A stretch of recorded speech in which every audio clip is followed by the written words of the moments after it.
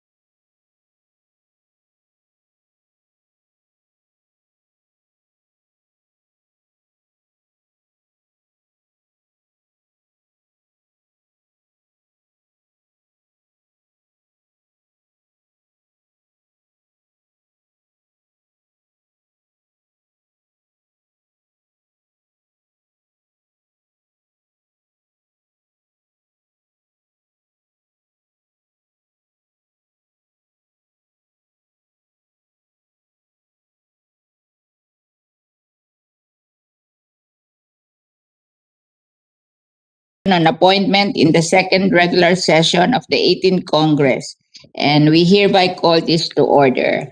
The agenda is the deliberation on the ad interim appointment of Ms. Amy Ferolino Ampolocchio as Commissioner, Commission on Elections for a term expiring on February 2, 2027, Vice Al A. Pareño. Okay, we now call on the Secretary of the Commission to call the roll. Thank you very much, Madam Chairman. The Committee on Constitutional Commissions and Offices of the Commission on Appointments, the Honorable Chairperson, the Honorable Cynthia A. Villar is present virtually. The other officers and members of this committee are Luis John Ferrer IV, Alvarez Jr., Present. Arbison, Present.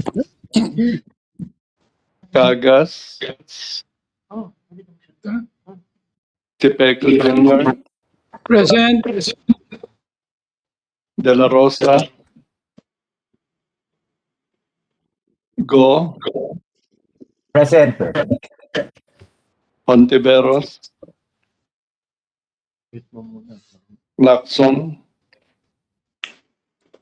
Marcos, Noel, Present. Pimentel III, So, Po, Present. Ramirez Sato, Revilla Jr., Present. Subiri, Zamora, Present. Almario, Villanueva, Pancho, Drilon, Present. Advincula, Peron. Okay.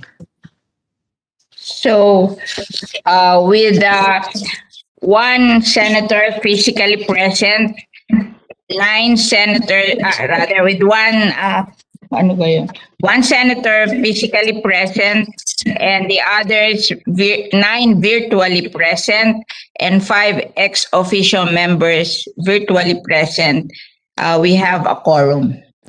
Thank you. Madam Chair, Yes. Madam Chair, I move to dispense with the reading of the minutes of the meeting held on December 16, 2020, and consider the same as approved.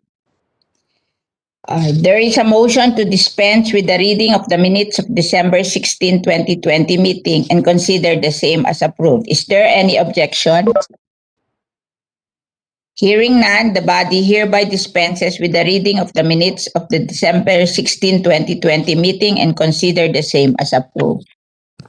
Okay. Thank you. The majority floor, yes. Yes, sir. Yes. Risa Ontiveros, Madam Chair. Just to register my attendance, Madam Chair. Okay. Salamat po. We recognize the attendance of Senator Risa Ontiveros. Thank you. The majority floor leader is recognized to report on the parliamentary status. Thank you, Madam Chairperson. As to the parliamentary status, the Committee on Constitutional Commissions and Offices held a hearing on December 16, 2020, during the second regular session of the 18th Congress to deliberate on the nomination of Ms. Amy P. Ferolino Ampolocchio as Commissioner, Commission on Elections for a term expiring on February 2, 2027, Vice Al A. Pareño. Senators Tolentino, Pimentel III, and Minority Floor Leader Drilon directed questions and queries to the nominee. The questions and queries touch on the nominee's relatives in government, her practice of law, the rice and corn mill business indicated in her statement of assets and liabilities, the valuation of the said business, and the nominee's plan to enfranchise overseas Filipino voters. Also, the members asked and made clarifications on the status of the appointment of the nominee upon adjournment of Congress. The committee suspended the deliberation on the nomination of Ms. Amy Ferrerino Ampolocchio, Commissioner of the COMELEC, for a term expiring on February 2, 2027, Vice Al Pareño, pending the submission of the nominee's authority to practice law as well as the documents showing the valuation of the rice and corn mill business indicated in the nominee's SALN as requested by the Minority Floor Leader, Senator Franklin Drilon. Congress adjourned its session on December 16, 2020. The nomination of Ms. Amy Ferrerino Ampolocchio as Commissioner of COMELEC was bypassed pursuant to our rules, and the consideration of her nomination was deemed terminated. On December 22, 2020, the Commission received the ad interim appointment of Ms. Amy Ferrolino Ampolocchio as Commissioner COMELEC for a term expiring on February 2, 2027. Her ad interim appointment was referred by the Commission Chairperson, Vicente C. Soto III, to the Committee on Constitutional Commissions and Offices on December 22, 2020, pursuant to Section 16, Chapter 5 of the new rules of the Commission. That's a parliamentary status as of today, Madam Chairperson. Thank you. Thank you, Majority Floor Leader. Under consideration of this committee today is the ad interim appointment of Ms. Amy Ferrolino Ampolocchio as Commission on Election for a term expiring on February 2, 2027, Vice Al A. Pareño. May we invite Commissioner Amy P. Ferrolino Ampolocchio to take the seat in front. May we now hear Secretary Villacorta's report on the status of the jurisdictional requirements in compliance with the new rules of the Commission and the new rules of the standing committees and other relevant information about the appointees. Thank you very much, Madam Chair. Your Honors. Commissioner Amy P. Ferrolino Ampolocchio has complied with the submission of the documentary requirements as provided for in Section 24, Chapter 6 of the new rules of the Commission. Her current ad interim appointment was referred by Commission Chairperson Vicente C. Soto III to the Committee on Constitutional Commissions and Offices on December 22, 2020, pursuant to Section 16, Chapter 5 of the new rules of the Commission. Likewise, her ad interim appointment was published on January 7, 2021 in two newspapers of general circulation, the Manila Times and the Manila Standard Today, and broadcast over PTB4 station on January 7, 2021 at 6:52 p.m., pursuant to Section 2, Article 2 of the new rules of the standing committees.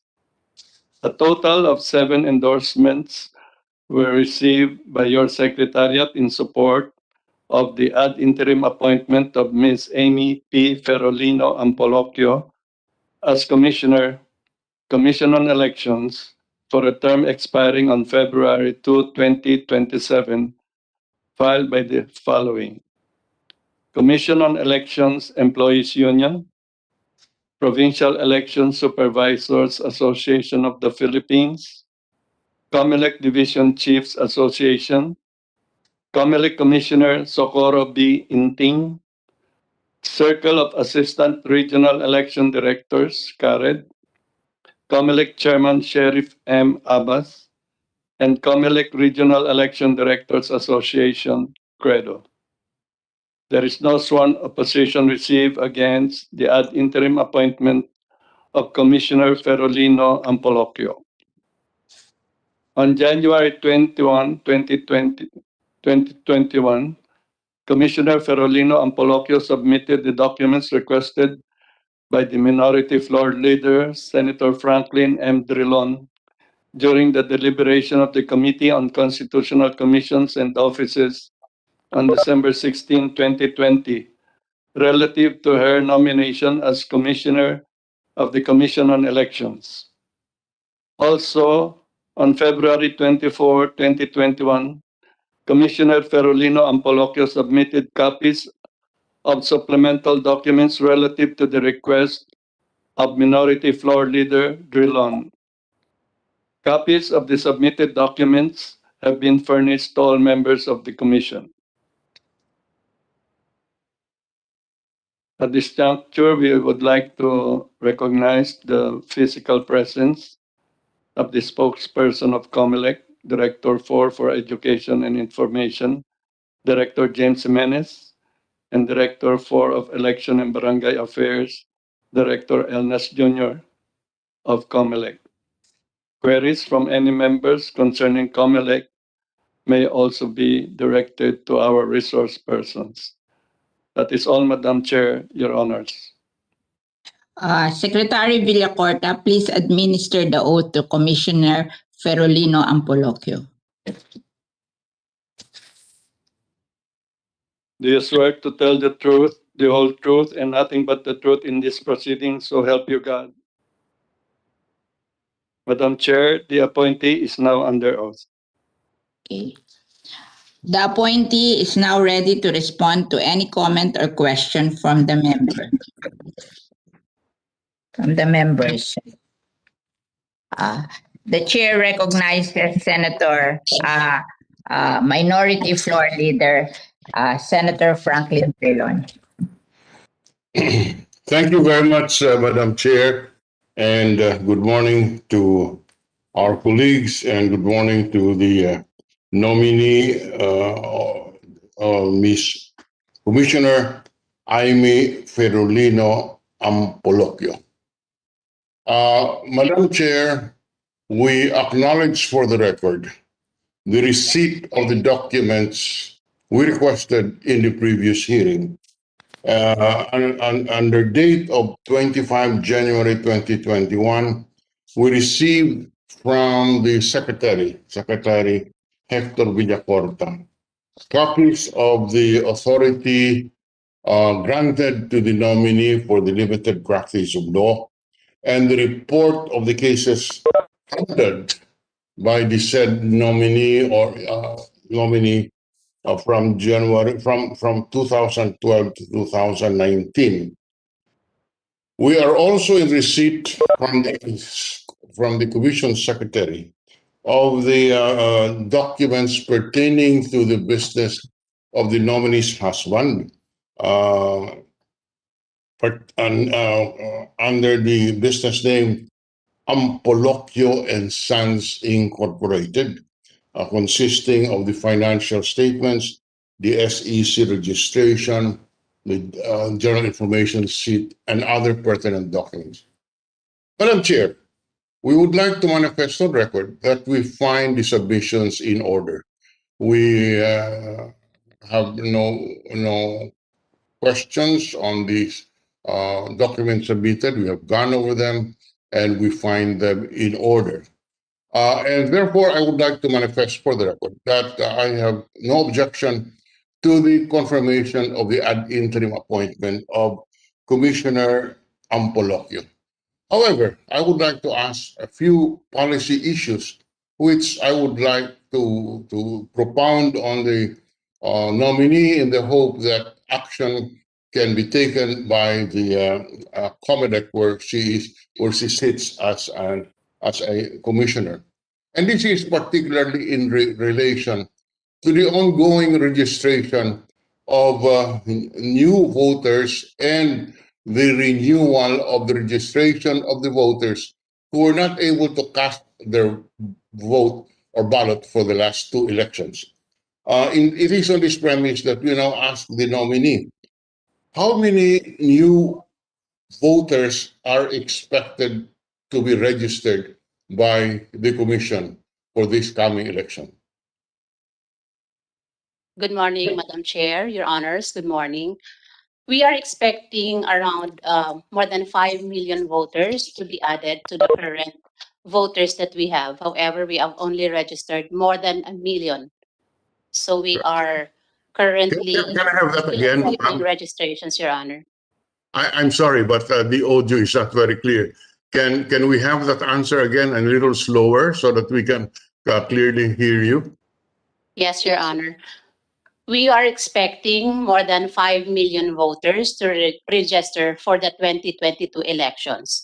However, we have only registered more than 1 million, but we are hopeful that we can raise that number since we are currently having satellite registrations. Yes. So you're saying that you expect 5 million registrants. From the data of the National Statistics Office, how many would you estimate to be the new voters, meaning members of our population who reached voting age for this election? The new registrants, potential new registrants. May I correct that figure, Your Honor? We are expecting around 4.2 million, Your Honor, for the new registrants. For new, and how about those who have to register again because of their failure to vote in the last two elections? Let me check my records. May I have a moment, Your Honor?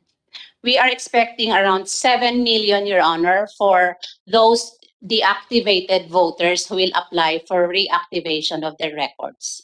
Okay. So 7 million for reactivated voters and 4.2 million for new registrants, or a total of 11.2 million. Is that a correct assumption, ma'am? Yes, Your Honor. Now, you have only so far registered 1 million. We have registered as of October 21, 2019, Your Honor. We have registered around 1.9 million. And we are still receiving applications at our field offices, Your Honor. Let me repeat that. You're saying 1.1 million as of October 21, 2019? That's a little dated. Can we have a more recent figure? Like we are now 2021, March of 2021. Would you have at least the end of 2020 figures, December 31, 2020, rather than October 21, 2019? As of March 21, Your Honor, March 2021, we already have 1.7 million. March 2021, how much? 1.7. 1.7.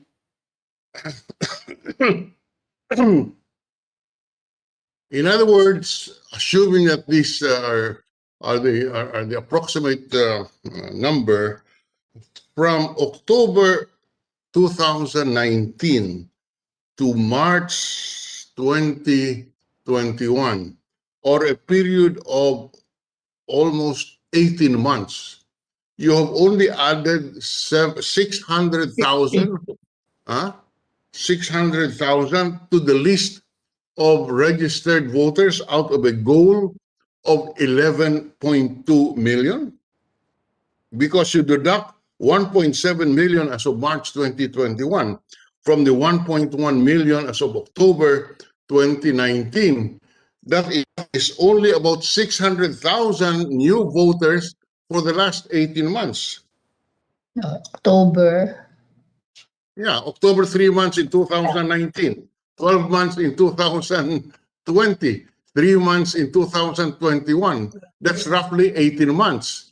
So for 18 months, you have only registered 800,000 or an average of roughly how many? 600,000 divided by 18 is 30,000 plus 30,000. you know, 30,000 siguro, something like 30,000. 33,000 per month. Month. That's roughly 33,000 per month, or about 1,000 per day. Per day. If you are at the same rate, how many registrations would you expect to have by the end of the registration period? Because it would appear that you are simply registering, and I think this is even a very optimistic number, 1,000 registrations a day, because my report is otherwise.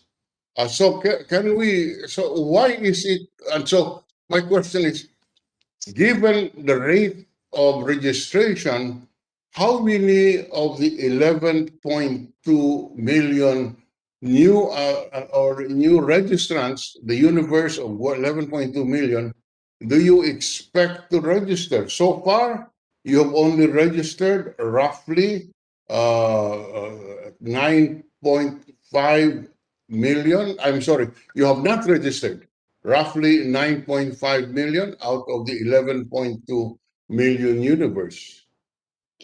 Your Honor, may I clarify? As of February 26, 2021, Election Registration Board quarterly report, we already have 2,749,600 new registrants, vote and including voters who filed for reactivation and reinstatement, Your Honor.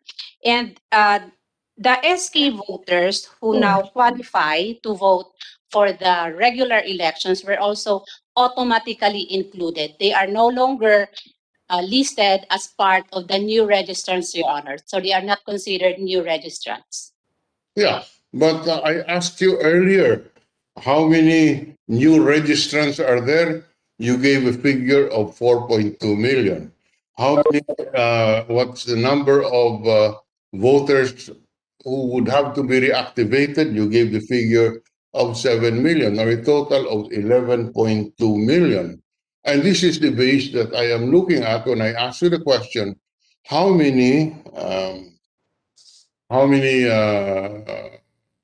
new and reactivated registrants can you achieve, how have you so far achieved? And you stated under oath and for the record that you have registered as of October 21, 2019, 1.1 million, and as of March 2021, or 18 months after, 1.7 million, or an increase of only about 600,000 new registrants for 18 months, or roughly 33,000 registrants every month, or that's about approximately 1,000 a day. So on that basis, it would appear that you would only be able for the next, I don't know, when does registration end? At the rate of 1,000 registrants a month or a day, we are very far off from your target of 11.2 million.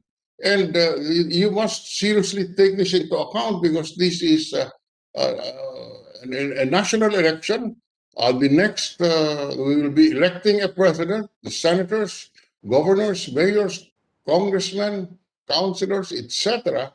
And 11 and the remaining 9 million or so unregistered eligible voters is something that is cause of concern.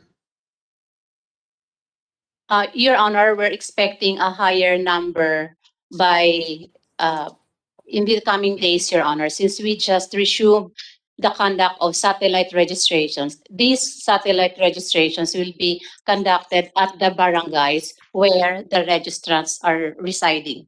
And Your Honor, may I also inform this honorable body that out of 7.2 million, we expect a conservative number of more than 3 million, because some of the deactivated voters are already deceased voters. So we do not expect them to be able to file reactivation of their records. We are quite low on the target, Your Honor, because of the pandemic. Some do not go to our offices because of fear of contracting the virus. However, since we now go to the barangays where the applicants are, there is an expected rise in the applicants in the coming months, Your Honor. Okay, the pandemic is probably a valid reason why people would avoid going to the registration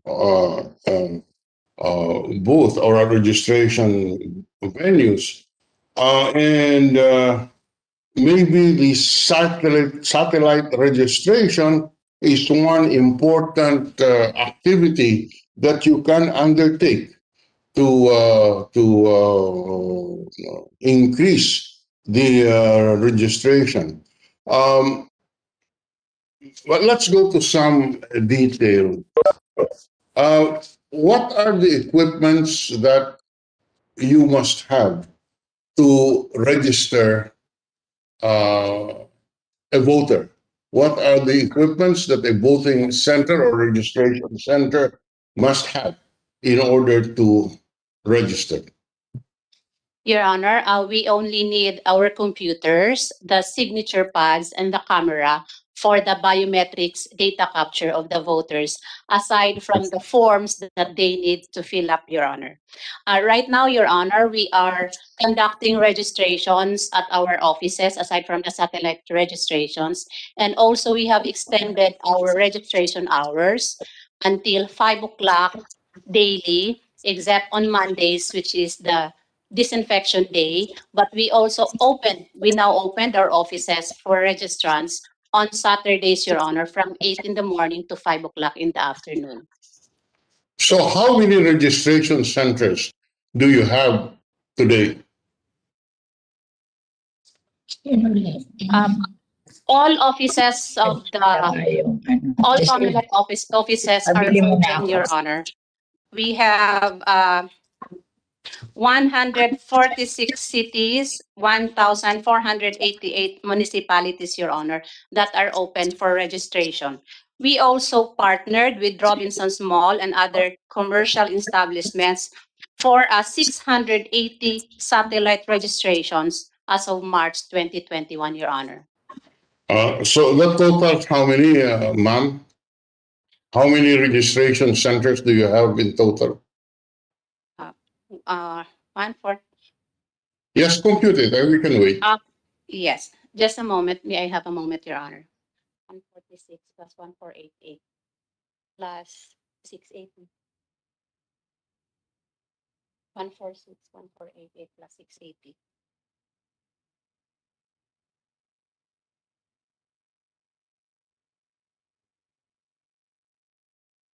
Mr. Chairman, while waiting for the response, may I just ask with the permission of Senator Drilon?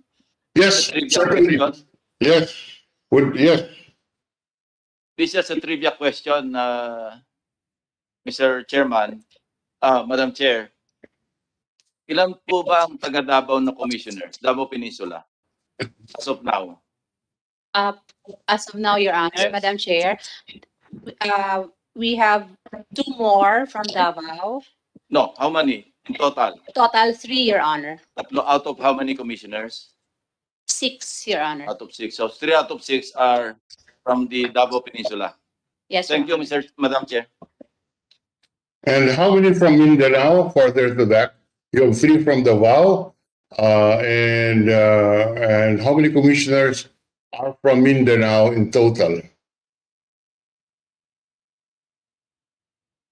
Like Chairman Abbas, did you count him to be from Davao? He's from Cotabato, I think, Your Honor. Yes, he's not from Davao. So in addition to the three from Davao, further to the question of Senator Lacson, there are other commissioners who are from Mindanao. Would you confirm that, ma'am? Yes, Your Honor. How many other than the three from Davao? Commissioner from Davao. No, outside of Davao. Commissioner Ko is also from Zamboanga, from Mindanao, Your Honor. Who? Commissioner Ko. Commissioner Ko, Chairman Abbas. Is that correct? Yes, Your Honor. So that's already five.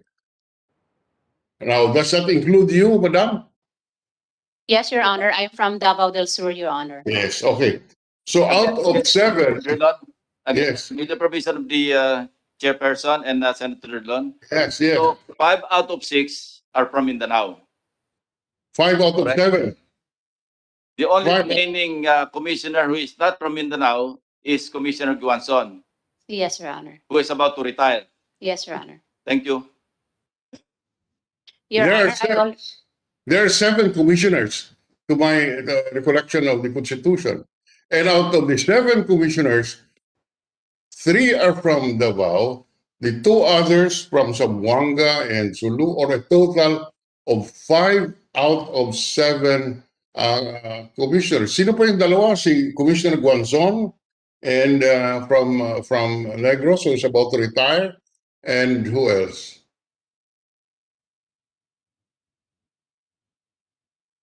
the one slot for the commissioner is still vacant, Your Honor. Vacant. Okay, so out of the 6 posts in the commission, because there are only 7, out of the 6 which are filled, 3 are from Davao, 2 are from the rest of the Mindanao region, 1 is from Western Visayas, none from Luzon. So 5 out of 6 present commissioners are from Mindanao. Ganun po ba yun? Yes, Your Honor. Of course, this is addressed to the appointing power and also this commission. Isn't this a little uneven representation? There is nobody from Luzon, the biggest island, most populated, most number of precincts, and only 1 from the Visayas, Commissioner Guanzon, who is due to retire. Thank you, Senator Lacson, for bringing out that fact that is addressed to the appointing power and also to this commission as a body that confirms this appointment. But we do note that indeed there is an uneven representation. 5 out of 6 is, by any language, a disproportionate distribution of slots. There is nothing in the Constitution which says that 1 must come from Mindanao, etc., or 1 from Visayas, 1 from Luzon. But this discretion, to my mind, should not be abused in the sense that almost all the commissioners, 5 out of 6, are from the island of Mindanao, and 3 from Davao. But let us leave it at that. I assume that is beyond the powers of this nominee to correct.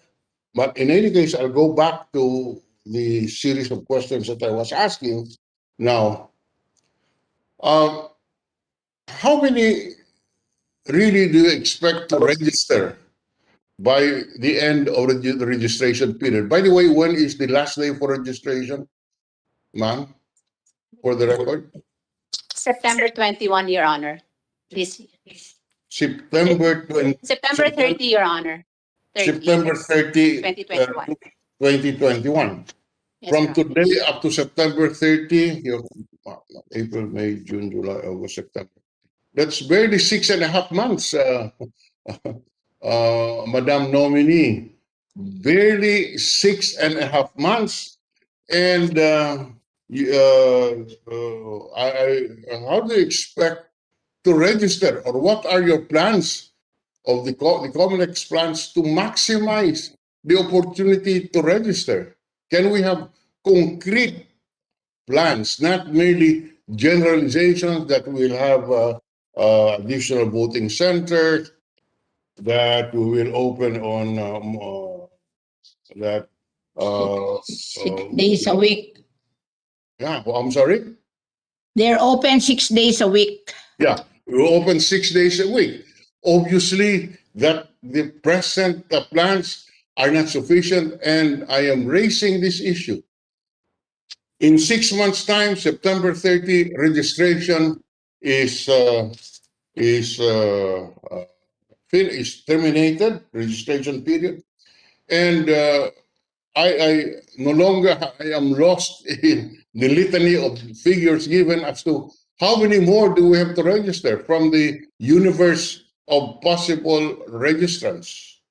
That does not give us much comfort, Madam Chair.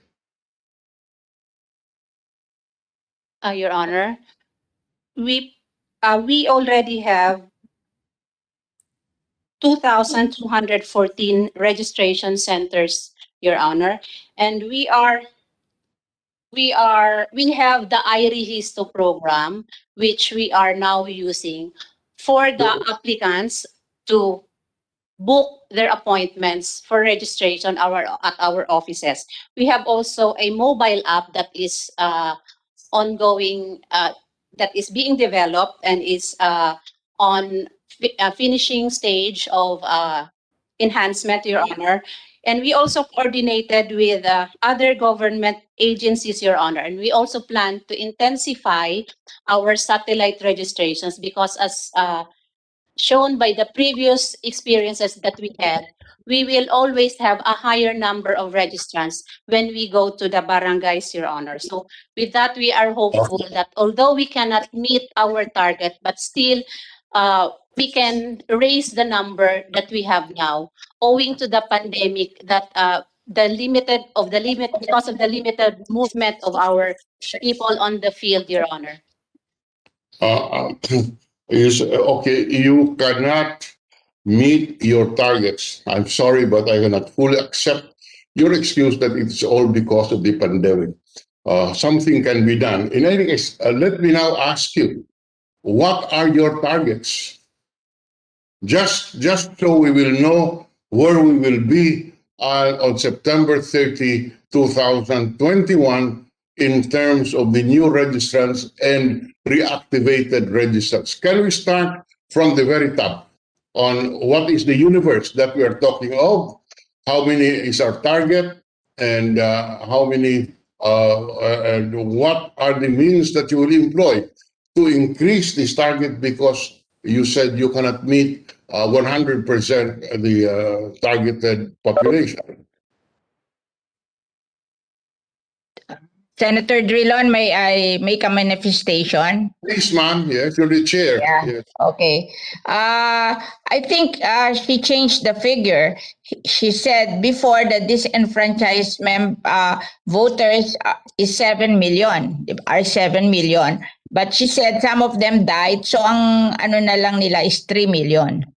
And then the new voters would be 4.2. So parang 7.2 na lang ang universe natin. Is that the right? That's how I understand it. Yes, 7.2. That is why, ma'am, my statement was, can we start from the top and give us the figures? Yeah. So I'm just clarifying. You mentioned a 3 million figure. Naguguluhan na po ako. Ngayon, for the record, tell us for the record, what is our universe to start with. So we recognize our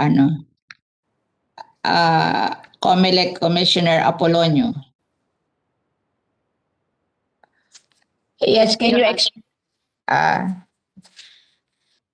Your Honor,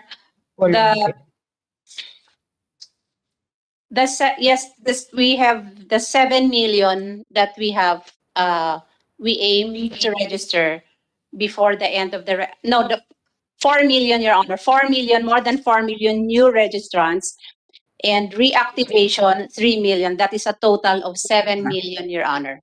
Yes, yan. 7 million is the universe, is our starting figure. Yes. So, Is that correct, Madam Nominee? Yes, Yes. Your Honor. 7 as of million. now, yes, Your Honor. As of February 26, Your Honor, we have already registered around 3 million, Your Honor. Wait. Okay. 4 million would be the new registrants, and 3 million would be the reactivated registrants. Is that correct? Yes, Your Honor. Yes, Your Honor.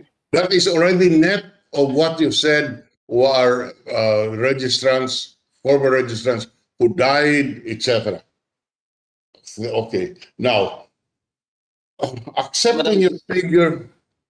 Madam Chairperson, with the permission of Senator Drilon, medyo Yes, of course. nakakagulat lang. Ang sabi po ng Chairperson kanina, 4 na milyon ang namatay. No, Your Honor. No, Your Honor. No, 7 million.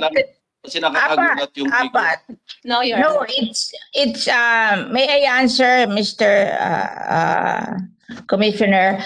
Sabi nila, out of the 7 million, 4 na milyon ang namatay. But those are 2 elections. That's in a period of 6 years.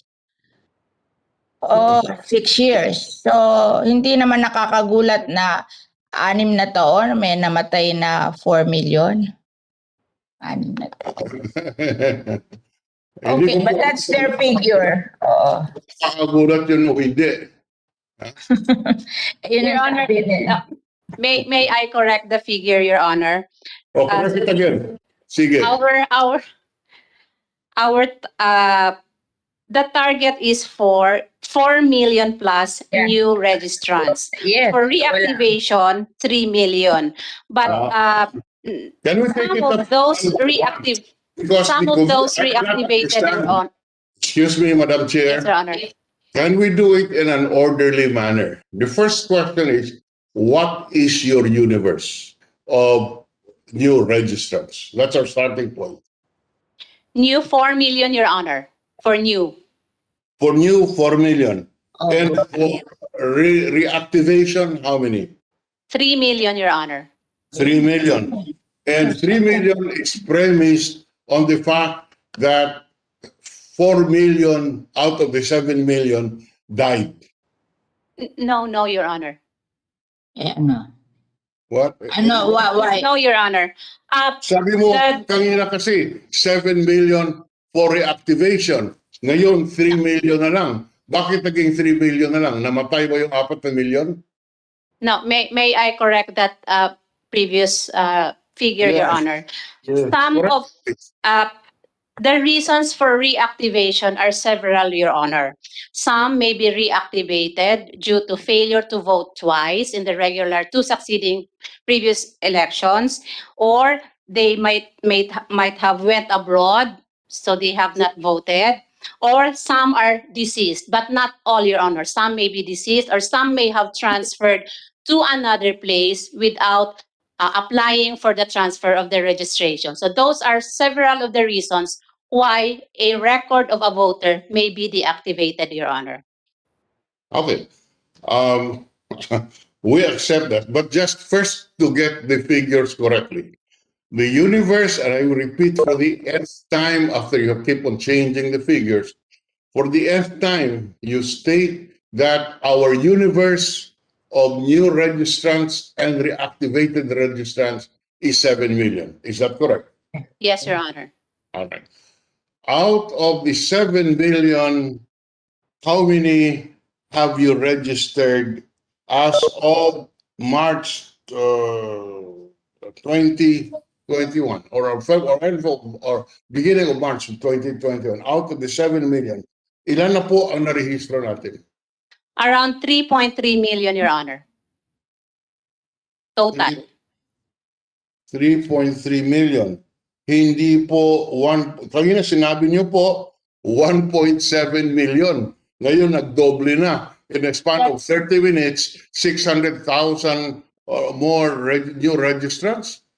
The record one- will show, and I am taking notes. You said as of March 2027, you were able to register 1.7 million registrants. Now you're saying 3.3 million. So the registration doubled in 30 minutes. Is that correct? Ano addition? Why the addition? I think, Mr. Chairman, Mr. Senator Drilon, I think she's confused. I think yung 1.7, yun yung new registrant. Baka yung additional, yun yung na-register again from the 3 million. I do not know, ma'am. I am just following. I'm just, can you explain? Can you explain, Commissioner? Is that what you mean? The 1.7 is the new registrant, and the additional that you are reporting now are those that renew their registration because deactivated sila. Is that the reason? We can ask Yeah. her. That's how I understand it. Yes, Your Honor, you are correct. The new registrants are 1.7 million, and the 1.6 made up the SK voters who were automatically extracted from the database. So a total of 3.3 million, Your Honor. Yeah, okay. Bakit extracted yung ano? Yeah. In other words, Madam Chair, it is clear that they have only registered 1.7 million as stated earlier because the 1.6 million SK registrants are automatic. Hindi na po narehistro ulit yan. Kaya yun po sinasabi niya, originally 1.7 million because of the 3 million reactivated, 1.6 is automatic.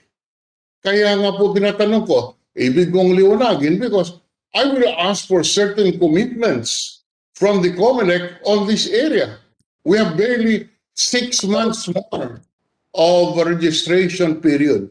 And up to now, unfortunately, the nominee cannot give Congress a figure that we can rely on because if there is need for a budget, then we provide for the budget because this is very important. The COMELEC has the power to realign items in their budget.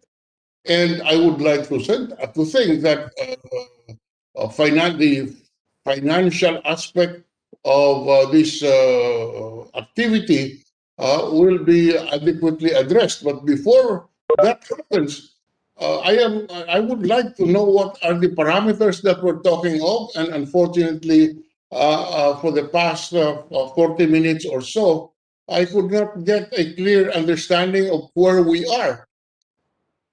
Notwithstanding the suggestion of the chairman trying to clarify it, it would appear that it is not clarified because now she says that out of the 3 million reactivated, 1.6 million was automatic from the SK election.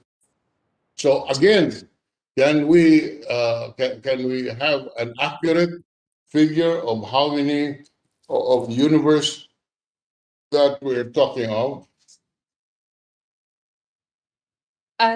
It's still the same target, Your Honor. No, I am not talking about the target. I'm talking about the universe where we will be. 7 million minus yung na-register na. I think it's 7 million minus what they have registered. So if you are not accepting the 1.6, it's 7 million minus 1.7, di ba? I do not know, ma'am, if that is the position of the good. Yeah, I'm just commenting kasi so that she's kind of nervous. I think she's that's how I understand it. If you cannot accept the 1.3, then 7 million minus 1.7 is 5.3. It's not a matter of whether we can accept it or not, ma'am. We're trying to understand and reasonably conclude whether the figures are correct. I have no independent means of of checking these figures. No one in this committee would have that ability. We rely on the statements under oath of the nominee, but apparently just on the surface, there is reason to doubt the veracity of the information because the figures keep on changing. Maybe she has been with the COMELEC since January lang and she's not too familiar. She has been she's a career person. Yeah, but not the whole thing, the whole country. Maybe during this period lang that she's looking at it in terms of the whole country. Before, she used to be COMELEC in a region, in a province. So that's kind of different.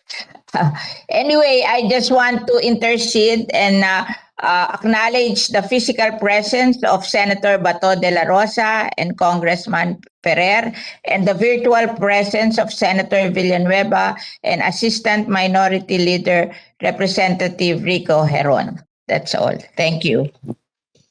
Oh, we can hear now again from the nominee. Your Honor,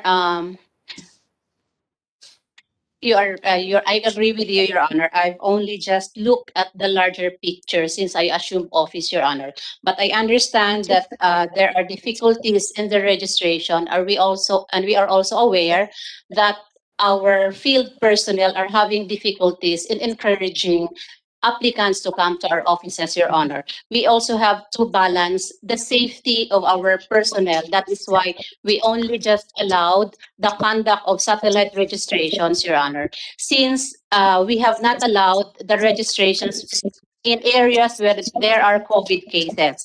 But rest assured, Your Honor, that we will revisit our policies and enhance our processes in order to hit our target, Your Honor. In this connection, I just want to mention that there is a press release that the plebiscite in Palawan will have less participants. I think this COVID-19 is really showing fear to our voters kasi hindi ba magpe-plebiscite na sa Palawan, and they said that kokonti lang ang boboto do sa plebiscite sa Palawan. Okay, thank you. Hindi na nga siguro mag-register. But we would like to know, given all of these limitations, what are the plans of the COMELEC in order to maximize our registration? But to start with, I would like to go back to questions on the universe of new registrants and reactivated registrants that we are talking of. Unfortunately, after 1 hour, I do not know the answer. And I do not talk. Senator Drilon, I remember. I do not think that her being nervous is an excuse. She is a commissioner. She should be prepared to answer these relevant and pertinent questions on the registration. This is an important aspect of the COMELEC work, and as commissioner, she should be able to advise this committee as to what are we looking at. What I am looking to her to suggest to this committee what are the plans of the COMELEC to improve the rate of registration. Up to now, I have not heard any, and that's why to start with, we are saying let us have the universe first so that we can examine kung saan po tayo nagkukulang, saan pwede madagdagan ang resources, etc. But to be able to do that, we should be able to get the basic data that we are looking for in order to formulate a policy. Unless that data, an accurate data, is presented before this committee, we cannot have an accurate policy. We cannot adopt a policy, including what would be the suggested infrastructure that must be put in place to increase and improve our registration. So, Your Honor. yes, we recognize the nominee. Your Honor, with the effort that we've done, we only can do so much, Your Honor, since we Yeah, are he limited wants, to nominee, Senator Drilon wants to know the data again. You start with Yes, Your Honor. 7 million. How many have you registered out of the 7 million? 1.7 new registrants, Your Honor. Okay, so the target is 1.7, 7 million, 1 minus 1.7 is 5.3. Is that correct? Yes, Your Honor. Oh, May I so have a moment, Your Honor? that's the target, 5.3 million for 6 months, because you said that you will end your registration sometime in September, and then we only have 6 months left. So your target for 6 months would be 5.3 million. Is that correct? Not anymore 5.3, Your Honor, since What? let me read again the figure, Your Honor. The total of 7 million includes the 4 million of new registrants and 3 million for reactivated voters. We have already reactivated 300,000, Your Honor. So Okay. that's 300,000. 4.9. So 7 million minus 2 million. 1.7 at saka 400 ba o 300 yung reactivated? 300, Your Honor, reactivated So the voters. 2 million, 7 million minus 2 million is 5 million. So Yes, Your your target is 5 million voters for the next 6 months. Is that correct? Yes, Your Honor. Okay. So, Senator Drilon, it's 5 million voters for 6 months. So, on the average, if they will get their target, it's 5 million divided by 6 is 8, ano yun? 5 million divided by 6 is 180,000 a month. Triple, 6 times what they are doing now. Kasi sabi mo 1,000 a day lang sila, so 30,000. So if it's 180,000 a month, they have to do 6 times. Okay. Can we do it again and get the answers from the nominee, who I assume would have would be able to give us the figures with more accuracy? Because all of us, including the chairman, we have no access to all of this. Hindi po natin but so, Madam Chair, with all due respect, can we ask the nominee to answer the questions that we will propound so that on record we can get the accurate answers? No, I just want to make a funny story. I hope this is to make things a little lighter. When I was in college, my classmate in the business school, we are doing a paper, and tinutulungan kami ng brother niya na nasa law school. Nasa law school sa UP. And then, na-discover namin yung kanyang brother sa law school, hindi marunong mag-divide ng with decimal point. Minsan kasi yung mga lawyer, iba yung orientation nila, hindi sila masyadong magaling sa figure. Si Senator Drilon, magaling yan sa figure kasi corporate lawyer yan eh. Baka itong mga ano tawag dito? Comelec lawyer, hindi masyadong magaling sa figures. Anyway, that's to make everything light. So we will now acknowledge our nominee to do again the presentation. Yes, Your Honor. Thank you, Your Honor. You made me relax a bit, Your Honor. I am quite confused. I admit I am quite confused with the figures, Your Honor. So please let me recap again. Yes, maybe we can have a 1-minute suspension to allow the nominee to get us the right figures so that when we come back after 1 minute or so, she can give us once and for all what are the figures that on the record on this, Madam Chair. If that is needed, otherwise, if the nominee doesn't need it, I can continue propounding the questions. Okay. Relax ka lang. Isulat mo na yung figure mo para hindi ka malito. Yes, Your Honor. Okay, so may I ask, will the nominee need suspension in order to get the accurate figures, ma'am? We'll suspend for 1 minute, Senator Drilon. Thank you.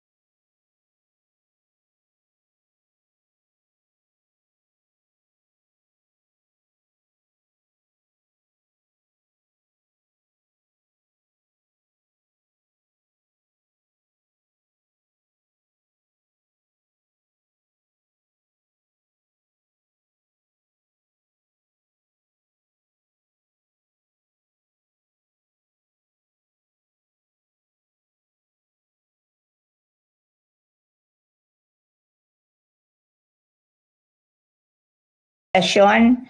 We now call on our nominee to answer the question of Senator Drilon.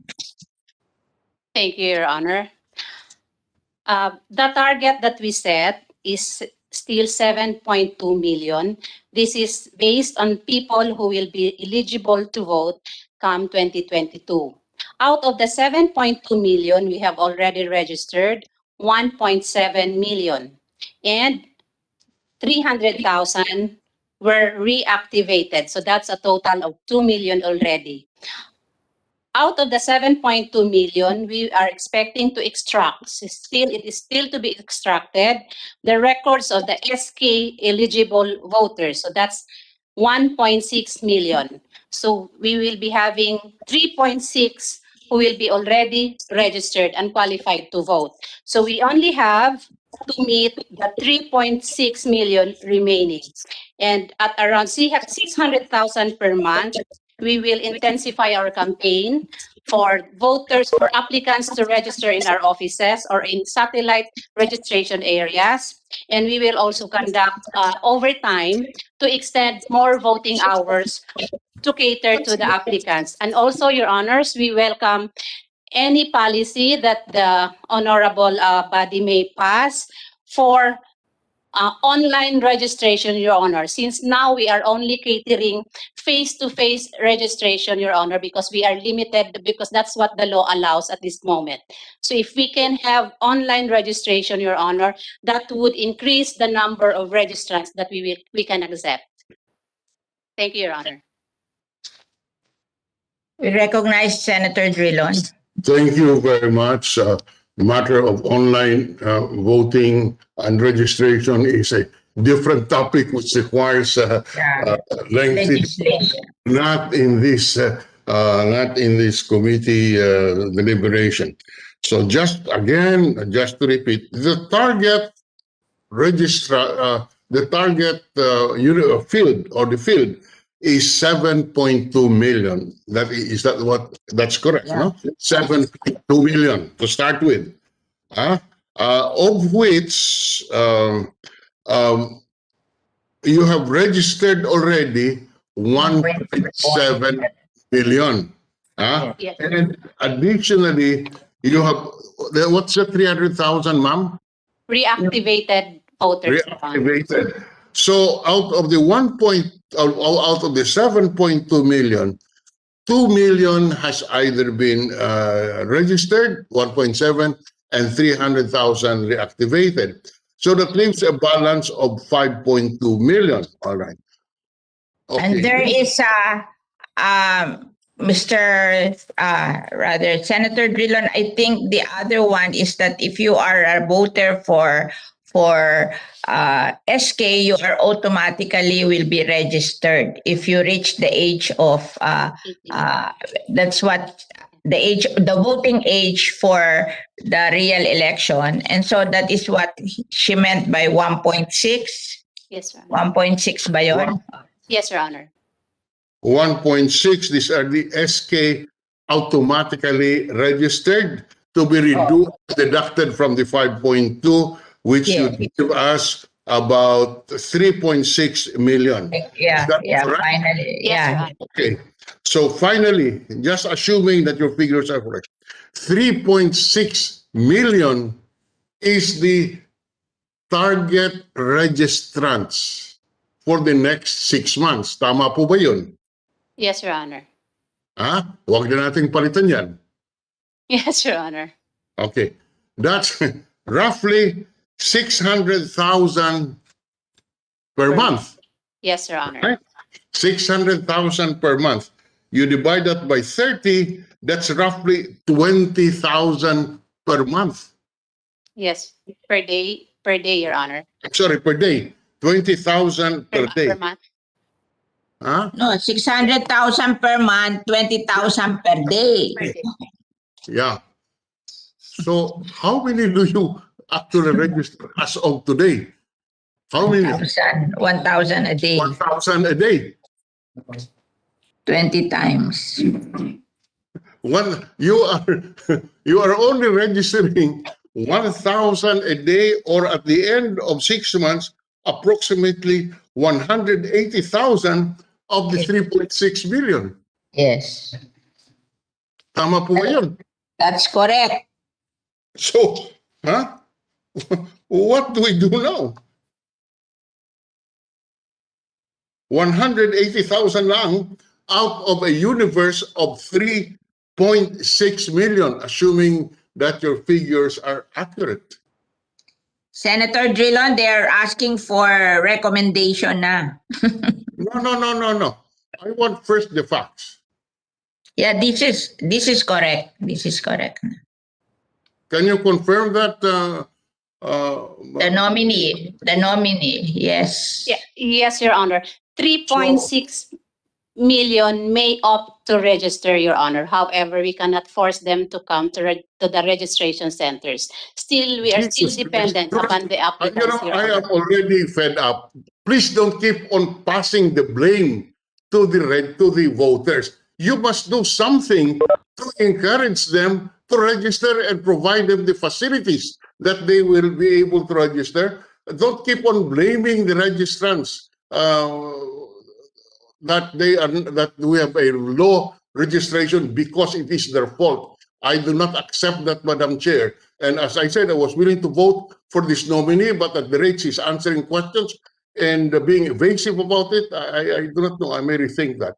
So again, you accept the fact that out of the 3.6 million, which you said is the target by your own figures, 3.6 million to be registered at the rate you are going today, you will only be able to register 180,000 after 6 months, or a potential of roughly 3.4 million voters who should have been registered but are not registered.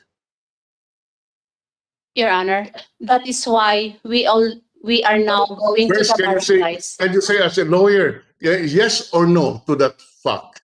Yes. Yes? Yes, Your Honor. Yes, all right. Now, you are faced with a situation where for any reason, for various reasons, including the lack of attention by the COMELEC, 3.4 million of those who can potentially vote will not be registered. Would you accept that? I'm sorry, Your Honor. We are looking at a situation where 3.4 million of eligible voters will not be registered. No, Your Honor. Not exactly 3.2 will not be able to register, Your Honor, because as of this moment, there are still applications that we have to process for the next ERB hearing, Your Honor. So that's not included yet in the report. And we are there's still an ongoing satellite registration, Your Honor. So I don't think that would be the total that we cannot register, Your Honor. You know, Madam Commissioner, we are basing that on your previous statement that you are registering 1,000 a day. Hindi po ba? Sabi mo, 1,000 a day ang schedule of registration. For the next 6 months, that's 180,000 every day of the week. So you will only be able to register 180,000 out of a potential and a target of 3.6, or roughly 3.4 million will not be able to register when they should be able to register and vote. Your Honor, the more than 1,000 a day registrants that we have catered was before the conduct of the satellite registration, Your Honor. So as I've said, Your Honor, we are hopeful that that number will rise since we are already going to the barangays, Your Honor. Okay, so how many registrants would you believe would be accommodated by your new system? I do not have a figure yet, Your Honor. We would have to monitor the rate that the. But what is your target? No. Can I ask the nominee, what is their target with this barangay registration? You must have a target. We are expecting at least 200 per satellite registrations, Your Honor, depending on the applicants who will come to our offices. However, Your Honor, we can fast track the processing of their application since What there is is- already, Your Honor, What is 200? 200 a day, 200 a month, and how many are these satellite registration? 200 per satellite registration, Your Honor. And how many are Per they? day. Per day. And how many are they? Depending on the requests of the No, but give us an estimate. 200 per day. How many satellite registration? may I have a moment, Your Honor. Okay.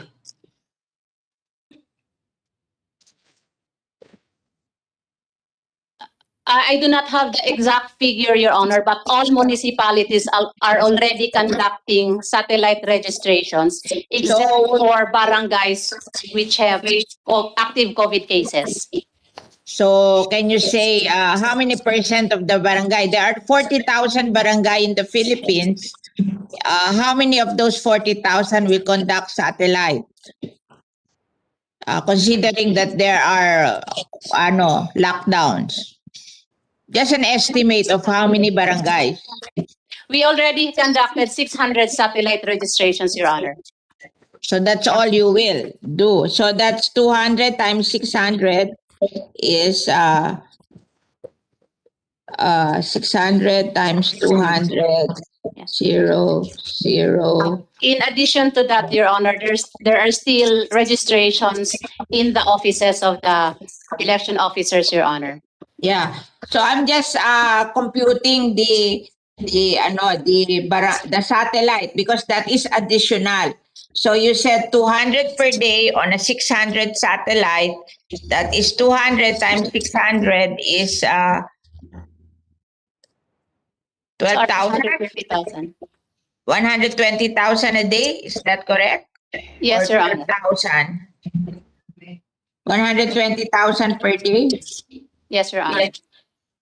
Is that correct? I just check. 0, 0, 0, 6, 0. Yeah, 120,000 a day for 6 months. That's 30 times 180. Malaki yan. Yes, Your Honor. That would be enough if that will function well. They said that they have 600 satellite and their target is 200 a day. That is 120,000 per day. And if you multiply it by 180 days, that can cover the but of course that is their target. Now, okay, Madam Chair, earlier in this session, the commissioner said that they are registering 1,000 a day. Yeah. Suddenly, they will now register 120,000 a day. I mean, a reasonable mind will immediately conclude that these are not based on a valid and honest expectation of where we will be at the end of September. Again, I repeat, ma'am, at the start of this session, the good nominee said 1,000 registrants a day, and I assume the 600 satellite registrations are already there. No, they're doing municipalities, cities, and that's all. And then the malls. But this one is different. This is barangay. There are 43,000 barangays in the Philippines. So if they target 600, that's small. For 600 out of 43,000. If they will target, oo. But I think yung 200 per day sa each barangay is big. Yeah. That's, Right now, ma'am, my information, that's why I'm asking all these questions, because per registration center, my information is that there is anywhere from 50 to 70 registrants because number one, lack of personnel, number two, lack of equipment. So kung may 600 sila tapos 50, Oh, uh, that's only 30,000. 50, so 0, 0, 0, 3,000. 3,000. O 3,000, that's a month is 90,000, di ba? Oh, Oh, So- 90,000. Tapos, 3,000 a day, 90,000 a month times 6, 540,000. If that's the ano. So I Okay. guess they have to bring up that 600 kasi there are 43,000 barangays in the Philippines. So that 600 is more relative to 43,000. okay, you're saying, Madam Nominee, that you have 600,000 satellite registration centers. 600 only, 600. Sorry, ma'am. I'm sorry, ma'am. 600 satellite registration centers. Right now, how many people man these 600 satellite centers? Generally, Your Honor, there is only one election officer and one election assistant in the municipalities, Your Honor. So they would bring their equipment to the barangay who requested for the satellite registration or upon the initiative of the election officer who will conduct the satellite registration. May I just correct, Your Honor, that the figure That statement, excuse me.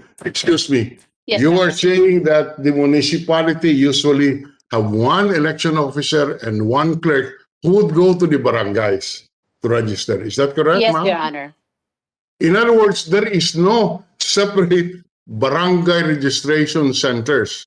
These are also the municipal registration officials who would go to the barangay. Yes, Your Honor, you're correct. So yeah, I am correct. So, Madam Chair, so that's why the impression that you gave to me, and I assume the chair in this committee, is that you are going to establish 600 satellite registration centers in 600 barangays. That is not correct, is it? No, Your Honor. May I just explain further, Your Honor? So there's a confusion as to the establishment of the satellite registrations. When we conduct satellite registration, Your Honor, we bring our equipment to the barangay or any public place which can be used as our registration centers. During these satellite registrations, we're expecting around 200 applicants to register. But on other days, we also conduct registration in our offices, COMELEC offices nationwide, Your Honor.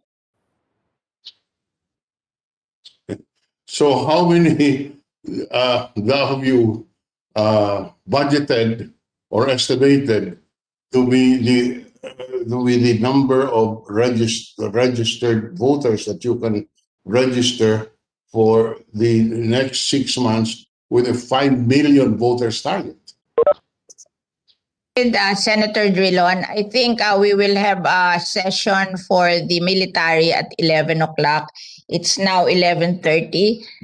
So we have to suspend our interpellation. I think you can finish now and then, because there are other people who will ask questions. So the next session would be for the others to ask question also.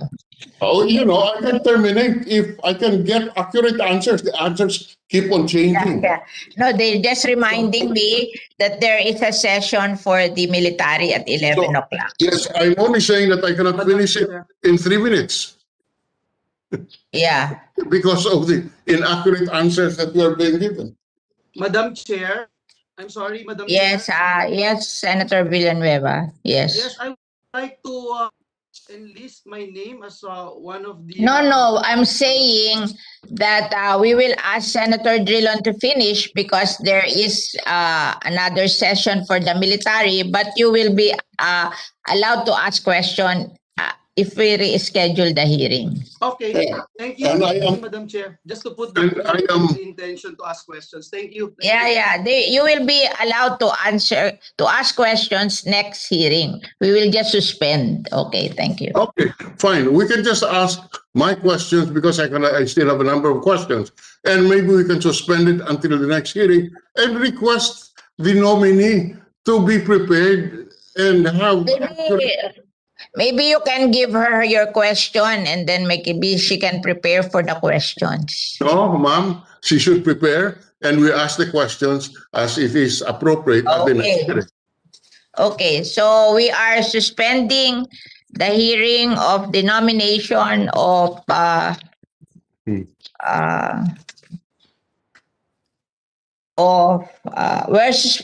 I will ask the majority floor leader to suspend. Madam Chair, Madam Chair. Madam Chair, Yes, we acknowledge the majority floor leader. I'm sorry. I move to suspend the consideration of the ad interim appointment of Ms. Amy Ferolino Ampolocchio as Commissioner of COMELEC for term expiring on February 2, 2027 by Al Pareño. I so move, Madam Chair. Okay, it has been moved and on the motion of the majority floor leader duly seconded, there being no objection, the Committee on Constitutional Commission and Officers hereby suspends the consideration of the ad interim appointment of Ms. Amy P. Ferolino Ampolocchio as Commissioner on Elections, Commissioner on the Commission on Election for a term expiring in February 2, 2027, Vice Al A. Pareño. Thank you. Thank you very much. Thank you very much, Madam Chair. Okay. So we go now to the other committee.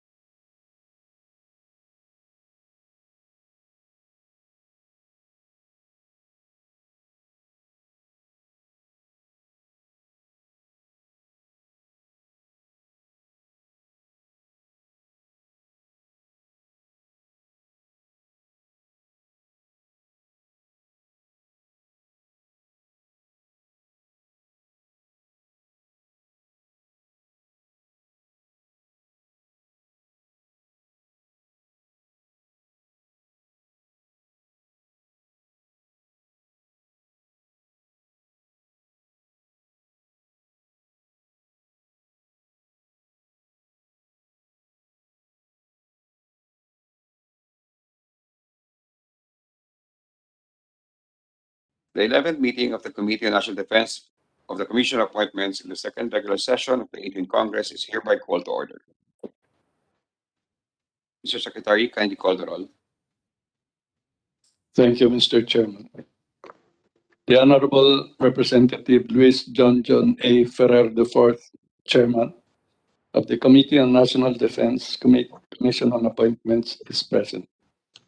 The other officers and members of this committee are Alvarez Jr., Arbison, Go, Lacson, Pimentel III, Cagas, Chipeco Jr., Present. Ontiveros, Marcos,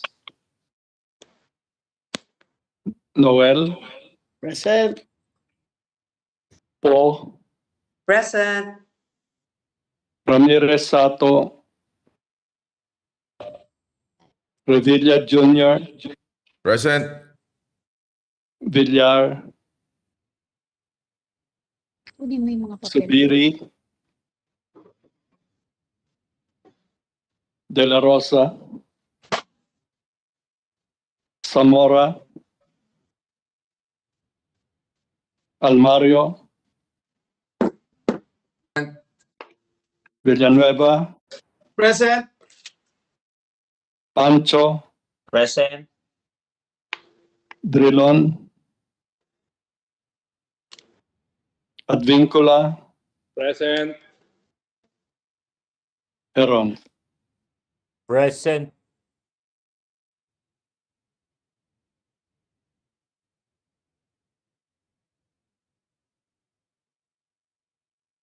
With 4 members present in person, including the chair, and 17 members present online.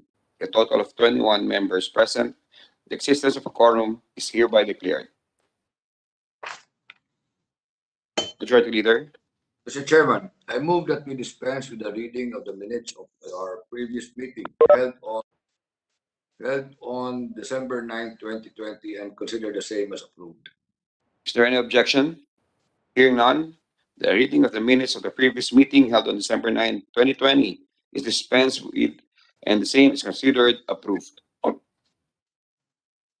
Again, good morning, esteemed members of the Committee on National Defense Commission Appointments, distinguished guests, ladies and gentlemen. The chair of this committee would like to manifest that the consideration on the appointment of Brigadier General Lowell R. Tan is deferred. Hence today, instead of 17 senior officers indicated in our notice of an agenda, we are to deliberate only the 16 ad interim appointments and nominations of senior officers in the Armed Forces of the Philippines that were submitted to the committee's jurisdiction for its consideration. Officers, kindly stand up once your name is called. Ferdinand M. Cartojano to the rank of Lieutenant General.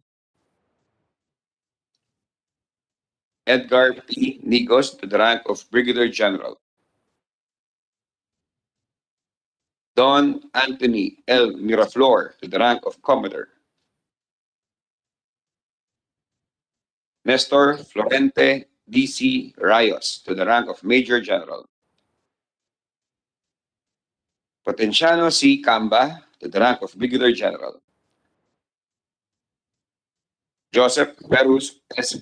Quizon to the rank of Brigadier General. Morning po.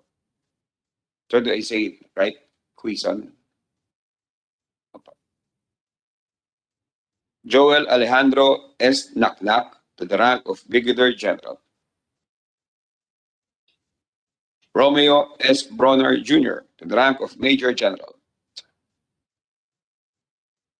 Monico E. Abang to the rank of Brigadier General.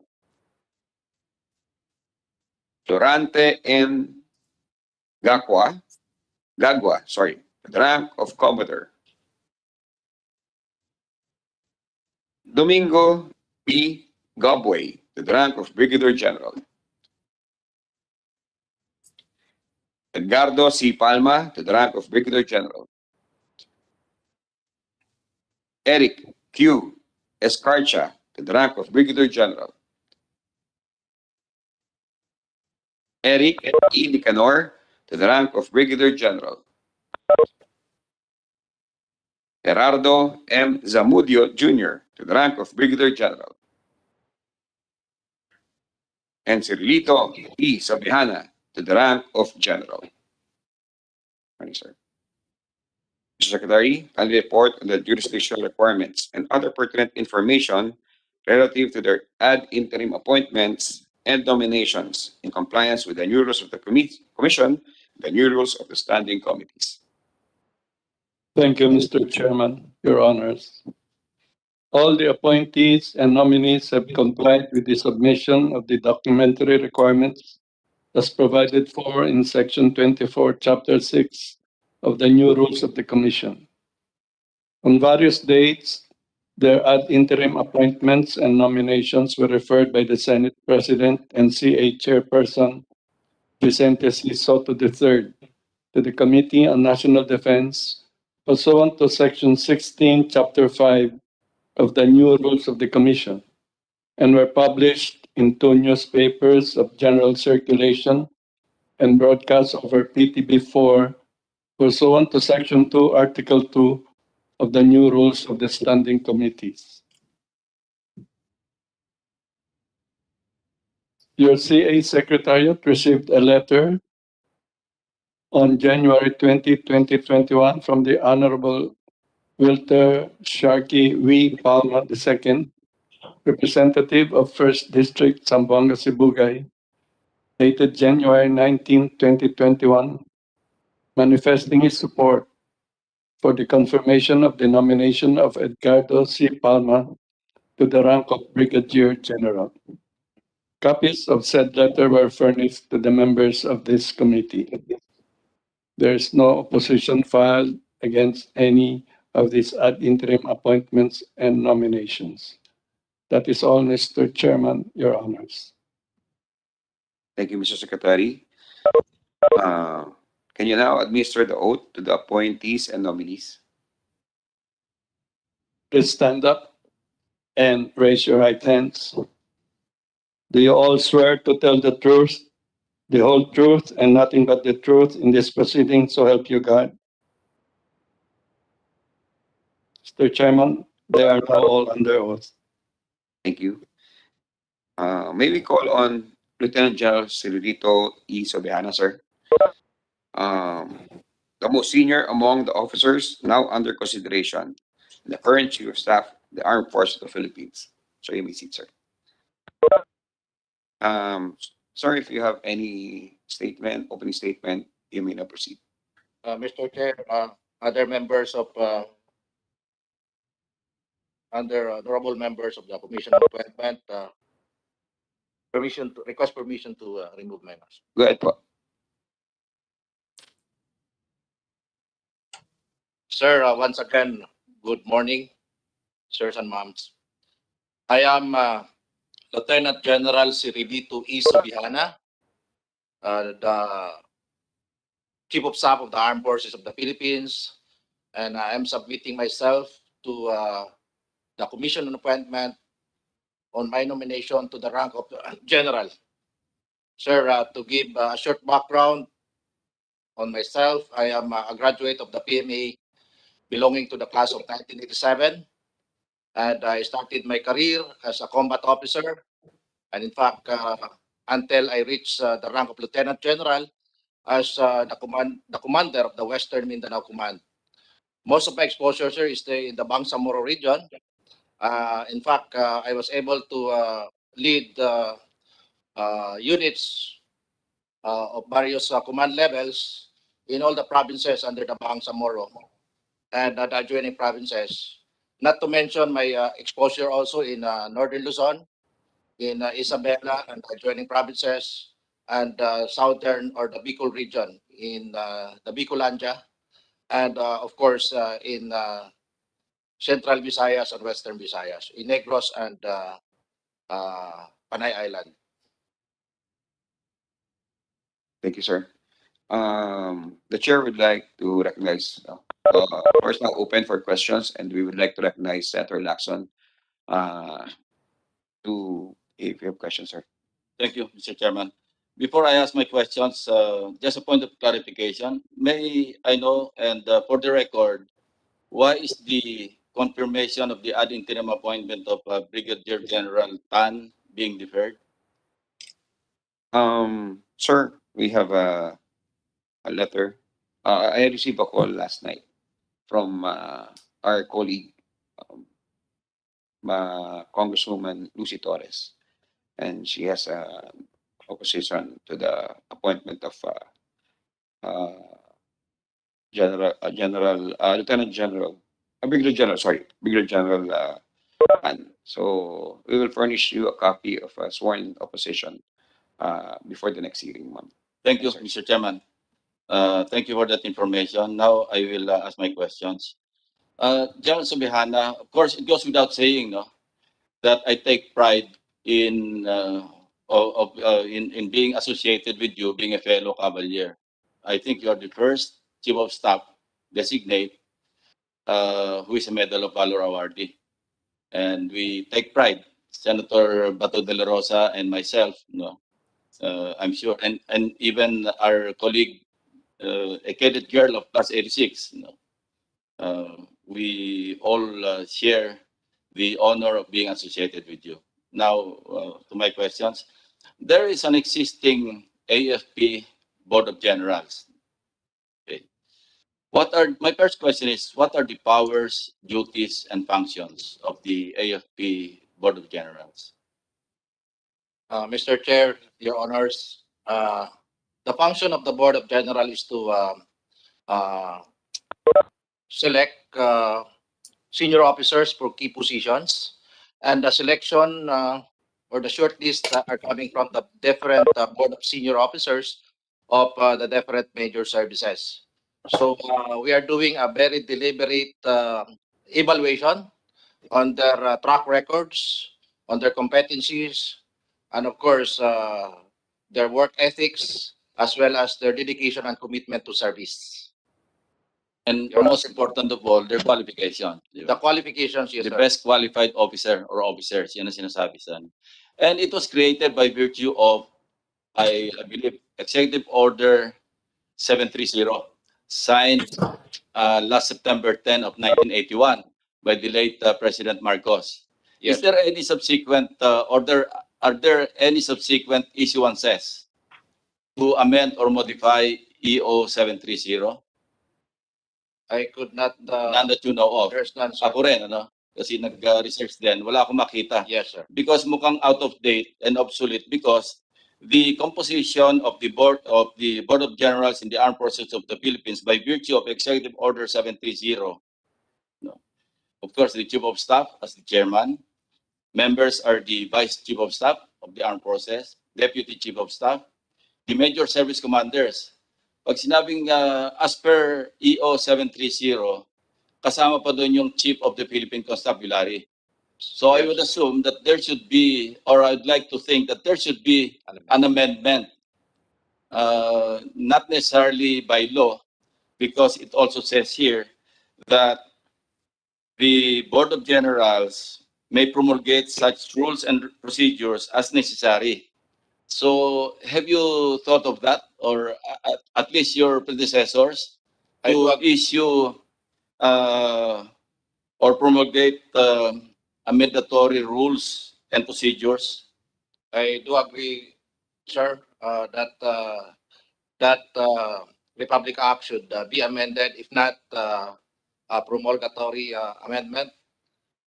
But we have not done it yet, sir, and we will make it as one of our assignment. Yeah, it's a duty of Congress actually Yes, to amend EO 730. yes, Just sir. to update. Now, on your part, in the meantime, na walang legislation, I think you should promulgate some revisions of the rules and procedures para lang ma-update natin. Now, ano yung coverage ng AFP Board of Generals? Kasi it says here, nang covered lang ng recommendation ninyo or yung mandate ninyo are colonel to Brigadier General of the Major/Technical Services. So is it still the case? As of the moment, sir, we are only selecting positions among qualified officers for Brigadier General position and up. And up. Yes, sir. So all the more that there's reason to amend this. Yes, sir. So who recommends? Is it in the power of the Board of Generals to recommend the next Chief of Staff? Yes, sir. It's part of Down the power. line, no? Down the line, sir. So BG, Brigadier General, up all Yes, the way sir. to a 4-star general like yourself. About to, anyway. Yes, sir. Okay. And as I said, isa sa mga criteria, one criterion is the Board of Generals and sabi rito, shall submit the list of best qualified officers as the terms is contemplated, as the terms contemplated in Section 8. Anyway, that's so one of those recommended to head the Philippine Army, Commanding General of the Philippine Army, is Lieutenant General Faustino Jr. Yes, sir. In fact, I have here a two memos, from or issued by Executive Secretary Salvador Medeldea, both dated February 11, 2021. May conflict because one memo or one memorandum says designation of Lieutenant General Jose C. Faustino Jr. as Commanding General of the Armed Forces of the Philippines. Commanding General. No, CGPA, I think. Mali pa ito eh. And then there's another one, also dated February 11, subject, designation of Lieutenant General Jose C. Faustino Jr. as acting Commanding General, again, may mali rin dito typo, kasi nakalagay of the Armed Forces of the Philippines. This should read as Commanding General of the Philippine Army of the Armed Forces of the Philippines, correct? Yes, sir. So alin dito yung tama? Sir, if I may, other than that memo from the Office of the Executive Secretary, we also received, sir, a memo from the Office of the President, signed by the President himself, that General Faustino, our recommendation for General Faustino to be the acting Commanding General of the Philippine Army is affirmed, effective 16 February of 2021. Effective 16 February. Yes, sir. Again, that runs in conflict with the General Orders or General Orders number 271. This is dated 11 February 2021. Yes, sir. It says here, among others, kasi yung one, termination. Of course, kailangan terminate siya as ISMINCOM commander. Yes, sir. On the same date.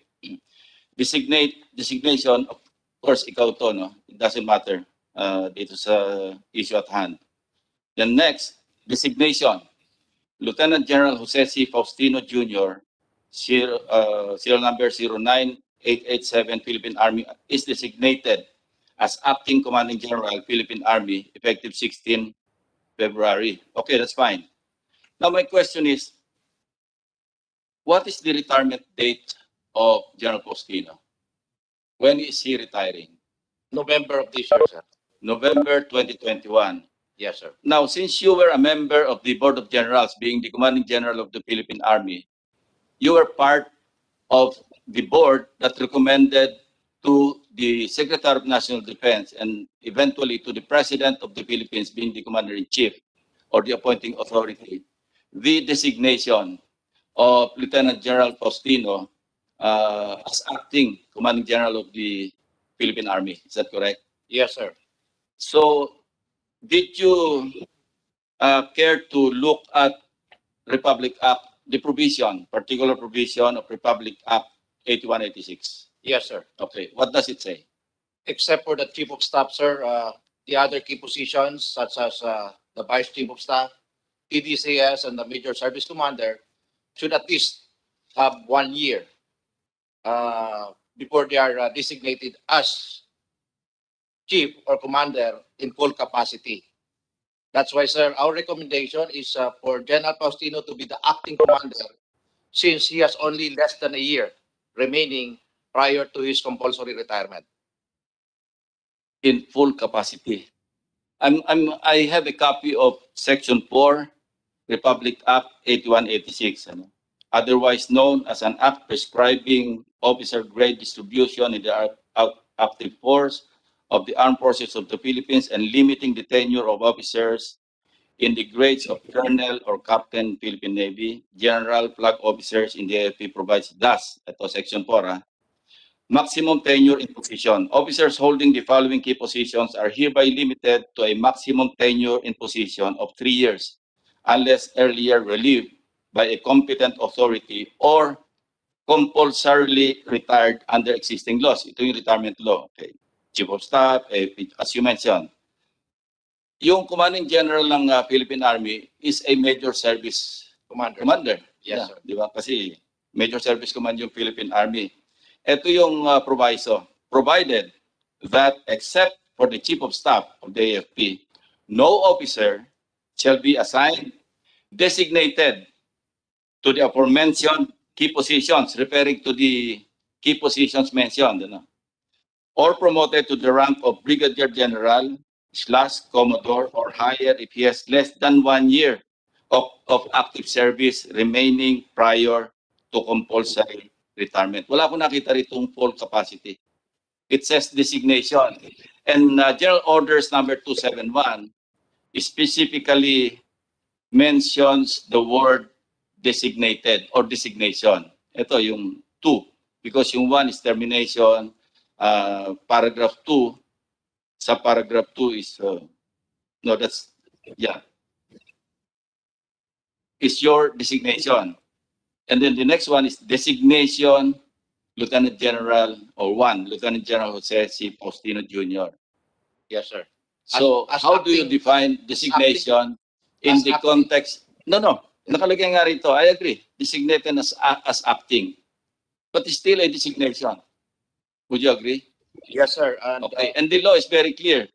No? Ang sabi sa batas, walang minention na full capacity or acting capacity.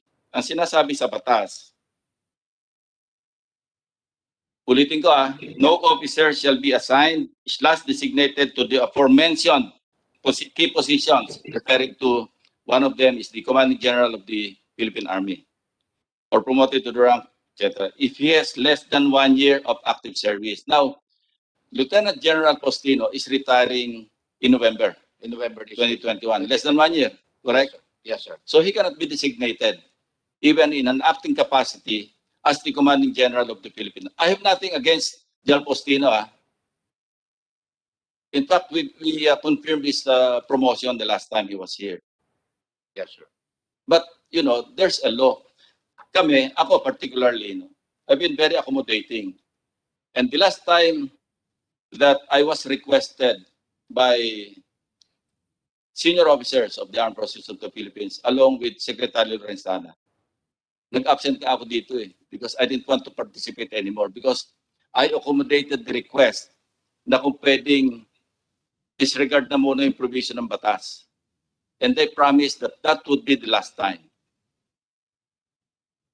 My position then was, okay, I won't attend, or I will not attend anymore the confirmation hearing because I have stated my position more than enough in so many confirmation hearings. But there should be a last time. And this time around, unless you resolve this issue, and there's no saying that I'm against your confirmation. But I'm sorry, I will have to say that I will request or hope for the deferment of your promotion to, anyway, you'll get it at the proper time, unless this issue is resolved. Yes, sir.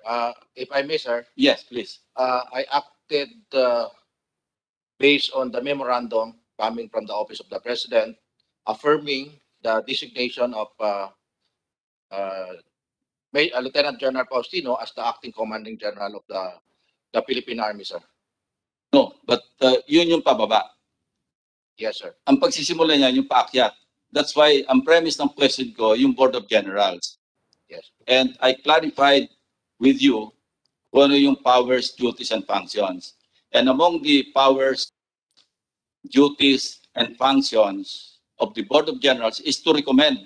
As a matter of fact, yung memo na binigay sa inyo yung signed by Executive Secretary Medialdea in the exigency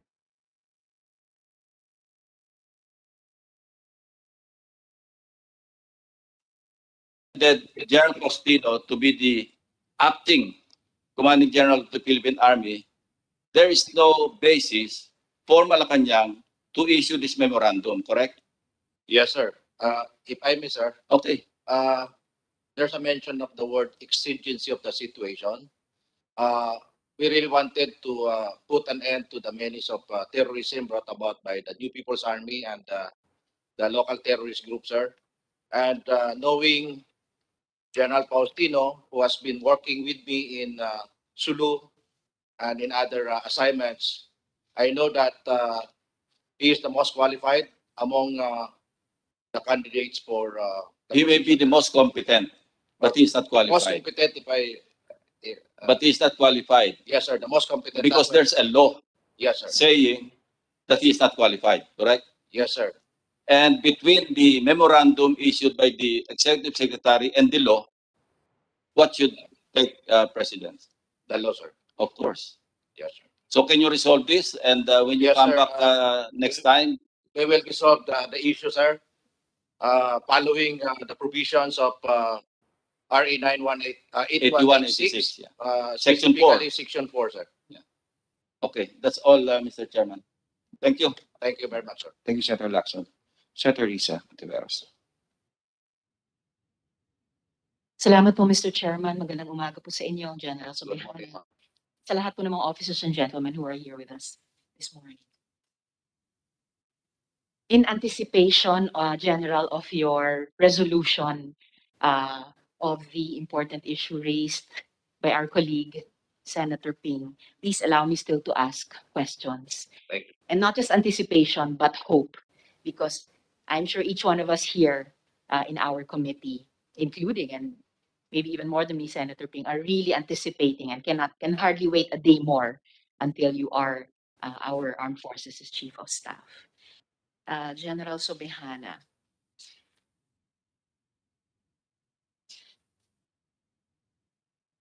At the outset, let me express my congratulations for your appointment as the AFP Chief of Staff. You have been honored with a Medal of Valor. Isa pong pambihira, rare na karangalan dito sa ating bansa. Only the third since 1930. So halos isang siglo na. And you're only the third recipient of the Medal of Valor to also be chosen as the head of the Armed Forces of the Philippines. Kaya hindi po katakataka na di umano you are widely acknowledged by the Philippine Army as one of the country's living heroes. Thank you. Dagdag pa po doon, yes sir, dagdag pa po doon, nilalarawan ko yun ng mga sources bilang isang opisyal with unquestionable loyalty to the Constitution. And you are perceived to possess the required leadership, diligence, and respect of law to lead the AFP. Na para sa akin po bilang isang sibilyan, napaka-importante sa kahit anong panahon, lalo na po ngayon na marami po tayong hamon na hinaharap kahit po sa ating demokrasya.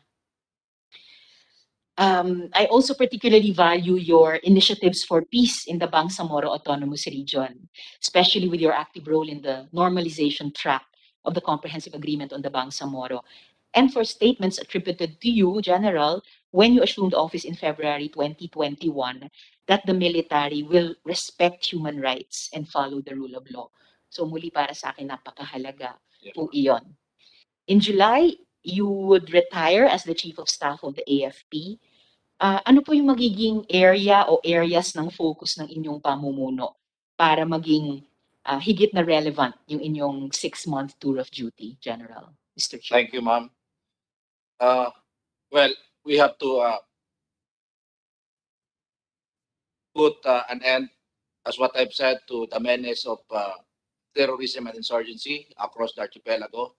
But of course, with the limited time of 6 months, we need to give more focus on the Southern Secessionist Group or the local terrorist groups such as the Abu Sayyaf, the Bangsamoro Islamic Freedom Fighters, the Daulah Islamiyah Inspired Group, and the remnants of the Mauti Group.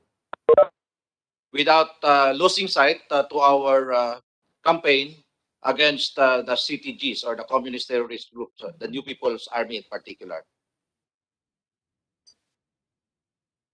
Hindi niyo po ba tingin, General, na panahon na para tigilin yung revolving door policy para sa mga chiefs of staff ng AFP? Para siguruhin na yung chief of staff would have enough time to craft a strategic plan, including those long-term objectives that you stated, observing all the principles na binanggit ko kanina na ina-attribute sa inyo, enough time to craft a strategic plan and ensure that the programs and policies would be implemented.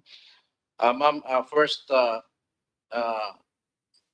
did not ask for this position. It was given to me. So it was a vote of confidence, trust and confidence on the part of our president and our commander-in-chief. And we are not doing our campaign the first time because my predecessor even did their best to finish this war. The war that we have in our country, the internal security conflict. And I'm just continuing it and inputting some of quick wins and catch-up plans to achieve our target. And with my experience in the field, I draw lessons from them and I incorporate all of these lessons and form part of our campaign. So we have formulated, as what I've said, some catch-up plans, ma'am, and quick wins. And it is being understood by my subordinate commanders. And in fact, we are implementing it the moment or a day after my assumption as the Chief of Staff of the Armed Forces of the Philippines. So I think, regardless of time, for as long as we are able to incorporate the best practices that we have done before, and as what I've said, this is not the first time that we are doing campaigns against the threat groups. We had started it long time ago, and as what I've said, I'm very thankful to my predecessors that they were able to provide the leadership required for us to put an end to this war. Certainly, General, hindi nyo ito hiningi. And as I stated at the beginning, I'm only too glad na kayo ngayon ang ating Chief of Staff sa Armed Forces. Ang tinatanong ko po ay, kasi may mga colleagues dito sa Senado, no, yung Senate contingent dito sa aming komite, who are really seriously looking at crafting a bill to provide the Chiefs of Staff with security of tenure. Siyempre, kailangan namin tignan paano pagsasabayin yon dun sa what if an officer is appointed, such as yourself, na kulang na dun sa term of office dapat na iyon o security of tenure dapat na iyon dun sa mandatory retirement niyo. Pero that's the art of legislation. Titignan po namin kung paano. I would only wish na kayo na magkakaroon ng kalahating taon bilang Chief of Staff could have several years such as contemplated by the bills na pino-formulate, iniisip pa lang po namin, precisely to provide enough of that precious time para magkaroon kayo ng panahon to implement your strategic plans. Catch-up plans are very important, quick wins are always important, pero para lang mabigyan ng sapat na panahon pa for the strategic plans to be continued and to be continued well. So, sir, in this short term, how do you intend to accelerate the AFP's modernization program to be at par with our regional counterparts? To give a short background, we started the modernization in 2014. And as we speak, we are now on our 37% accomplishment in as far as our target is concerned. Not to mention the 27% on our game changer equipment. So we are, as we do our job in running after the various threats, we are also giving premium or giving time on our modernization program. Ika nga, ma'am, we are performing while transforming. the organization. Noted, sir. Yung 37% after 7 years, on track po ba tayo or kailangan ba nating bilisan or sakto lang yung pace sa ngayon? With the pandemic COVID-19, ma'am, medyo naapektuhan yung pacing natin. But we do not stop. Tuloy-tuloy pa rin, ma'am. The reason why there's a little of a delay because some of the suppliers are unable to produce our requirement because of the reduction of the workforce. But hopefully, after everybody is vaccinated and we are free from contamination of this COVID-19 pandemic, there will be a resumption of 100% operations on both the production and on our procurement process. Salamat, sir. Kami naman po dito sa Senado and I'm sure our counterparts in the House ay binabantayan din talaga lahat ng proceeds na dapat mapunta sa AFP modernization. Sa amin dito sa Senado, especially by Sen.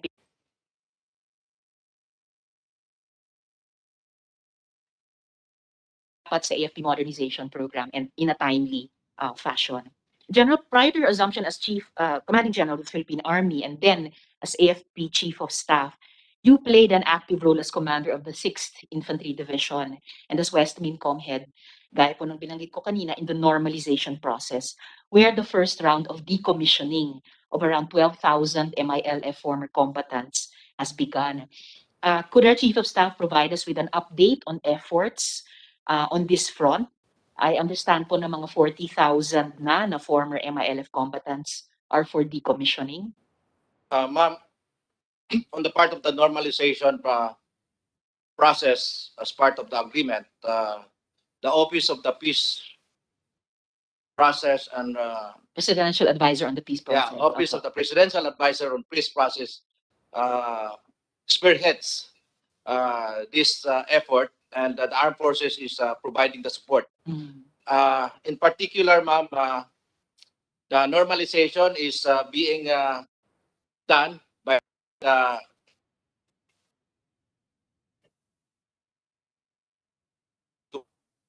with nationals as members. And we are actually closely monitoring the progress of their efforts and ensure that they are safe and secured as they perform their job. I could not give you the full details, ma'am, on how much they have accomplished so far, because I might be reporting wrong figures. And I would suggest, ma'am, that these issues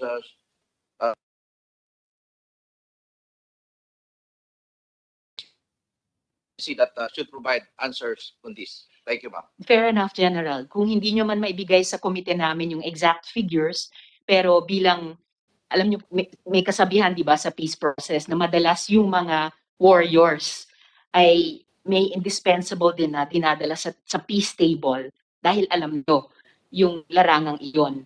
At meron kayong unique buy-in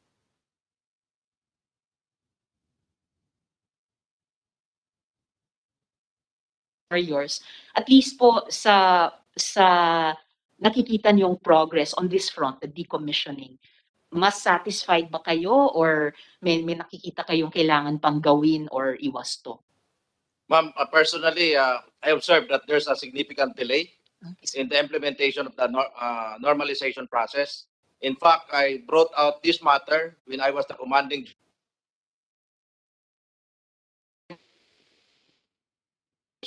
General Calvert Capay. Our Mr. Yes, sir. Yes, ma'am. That we should look into this because time is running fast, and we cannot afford that there are still a lot of loose firearms, especially in central Mindanao and other parts of the Bangsamoro region.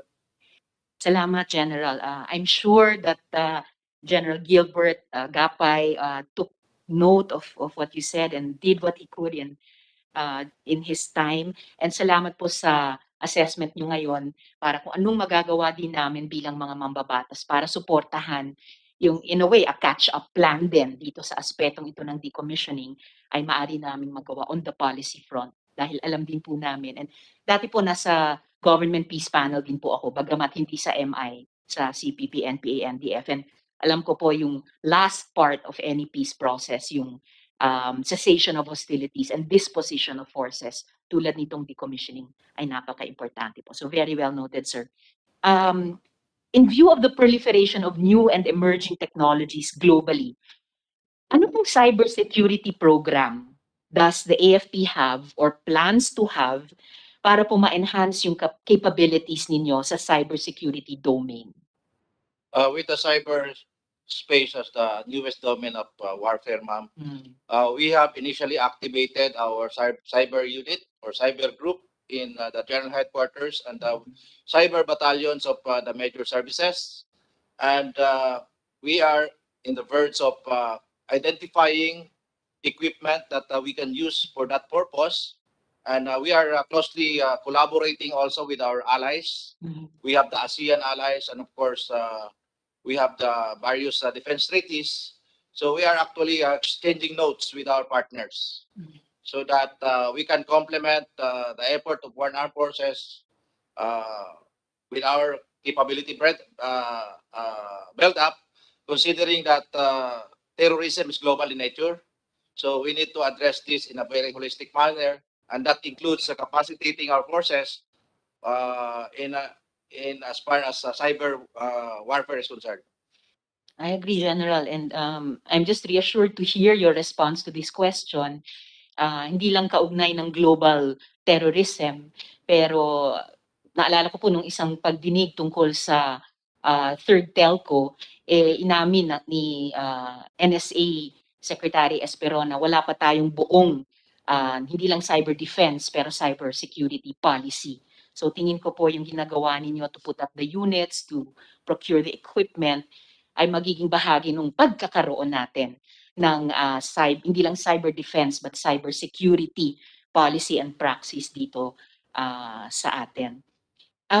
General, last January, the Secretary of National Defense relieved the AFP's intelligence staff while others took a leave of absence by reason of the erroneous release of suspected sympathizers and or even members of the CPP. Sa paningin ko po, such irresponsible actions by general officers pose great danger and abuse in the implementation of our laws, which abuse is detrimental to innocent, independent-minded, and peace-loving citizens. At noong Pebrero po, binunyag din po ninyo na si Lieutenant General Parlate was being investigated by the AFP's Provo Marshal for his red tagging of journalist Tech Torres Tupas. So could the good General share with the committee the findings, if any, of the Provo Marshal? At paano po kayo mag-institute ng appropriate control measures tulad ng built-in checks and balances among others sa mga units po ninyo natin sa AFP who are directly involved also in internal security operations para maiwasan po yung mga katulad na abuse of authority? Ma'am, first, on the part of J2 and J7, who were involved in that erroneous list, J2 was relieved from position, and J7 filed his leave of absence, and eventually we also temporarily relieved him, pending the investigation being done by Provost Marshal. We have actually two investigating body in the armed forces of the Philippines for individual shortcomings. It is being investigated by our Provost Marshal, and for unit lapses, it is being investigated by our Inspector General. On the investigation of the two, ma'am, it's still ongoing. We are periodically submitting progress of that investigation to the Secretary of National Defense for his information. And on the part of the investigation of General Parlade, it is also ongoing. But I just wanted to make clear, ma'am, that General Parlade is dual-hatted. He is the commander of the Southern Luzon Command, and at the same time, the designated spokesperson of the National Task Force to End Local Communist Armed Conflict, which within the armed forces is an integral part of that National Task Force. And as per my verifications, all the statements of General Parlade ay may basbas po ng Strategic Communication Committee ng naturang National Task Force po. Kaya we support his statements and there's no way that we have to overrule such pronouncements. I'm sorry to hear that, General, dahil actually nagkaroon kami ng okasyon dito mapag-usapan yung mga issue na iyon, kung gaano kaimportante na buong-buo, unbroken yung chain of command ninyo sa Armed Forces of the Philippines at yung kahirapan na kapag yung isang ranking official ng ating AFP ay kasabay humahawak ng importanteng posisyon sa isang composite body, may military component pero may civilian component. At para sa marami sa amin dito sa Senado in particular, hindi po welcome yung ibang mga statements ni General Parlade at ayaw na ayaw po sana namin. Ayaw ko rin po bilang widow ng isang PMAer, ate ng isang Philippine Navy Marines. Ayaw ko pong i-ascribe sa AFP yung ibang mga statements ni General Parlade. But I'll leave it at that for this morning and just say that nagsisimula po ako sa pagsisimula po ng inyong termino bilang Chief of Staff with a lot of trust and hope kahit sa aspetong pong iyon ng pag-iwas sa red tagging dahil ang AFP nga kayo po ay may mandato na protektahan ang mamamayan pati yung mga demokratikong karapatan at kalayaan ng mamamayan. Mr. Chairman, Yes, with of course, permission of Mr. Senator Risa. Yes, of course. On that point, yung kay General Parlade, si General Parlade is part of the chain of command as far as his position as the commanding general of the SOLCOM.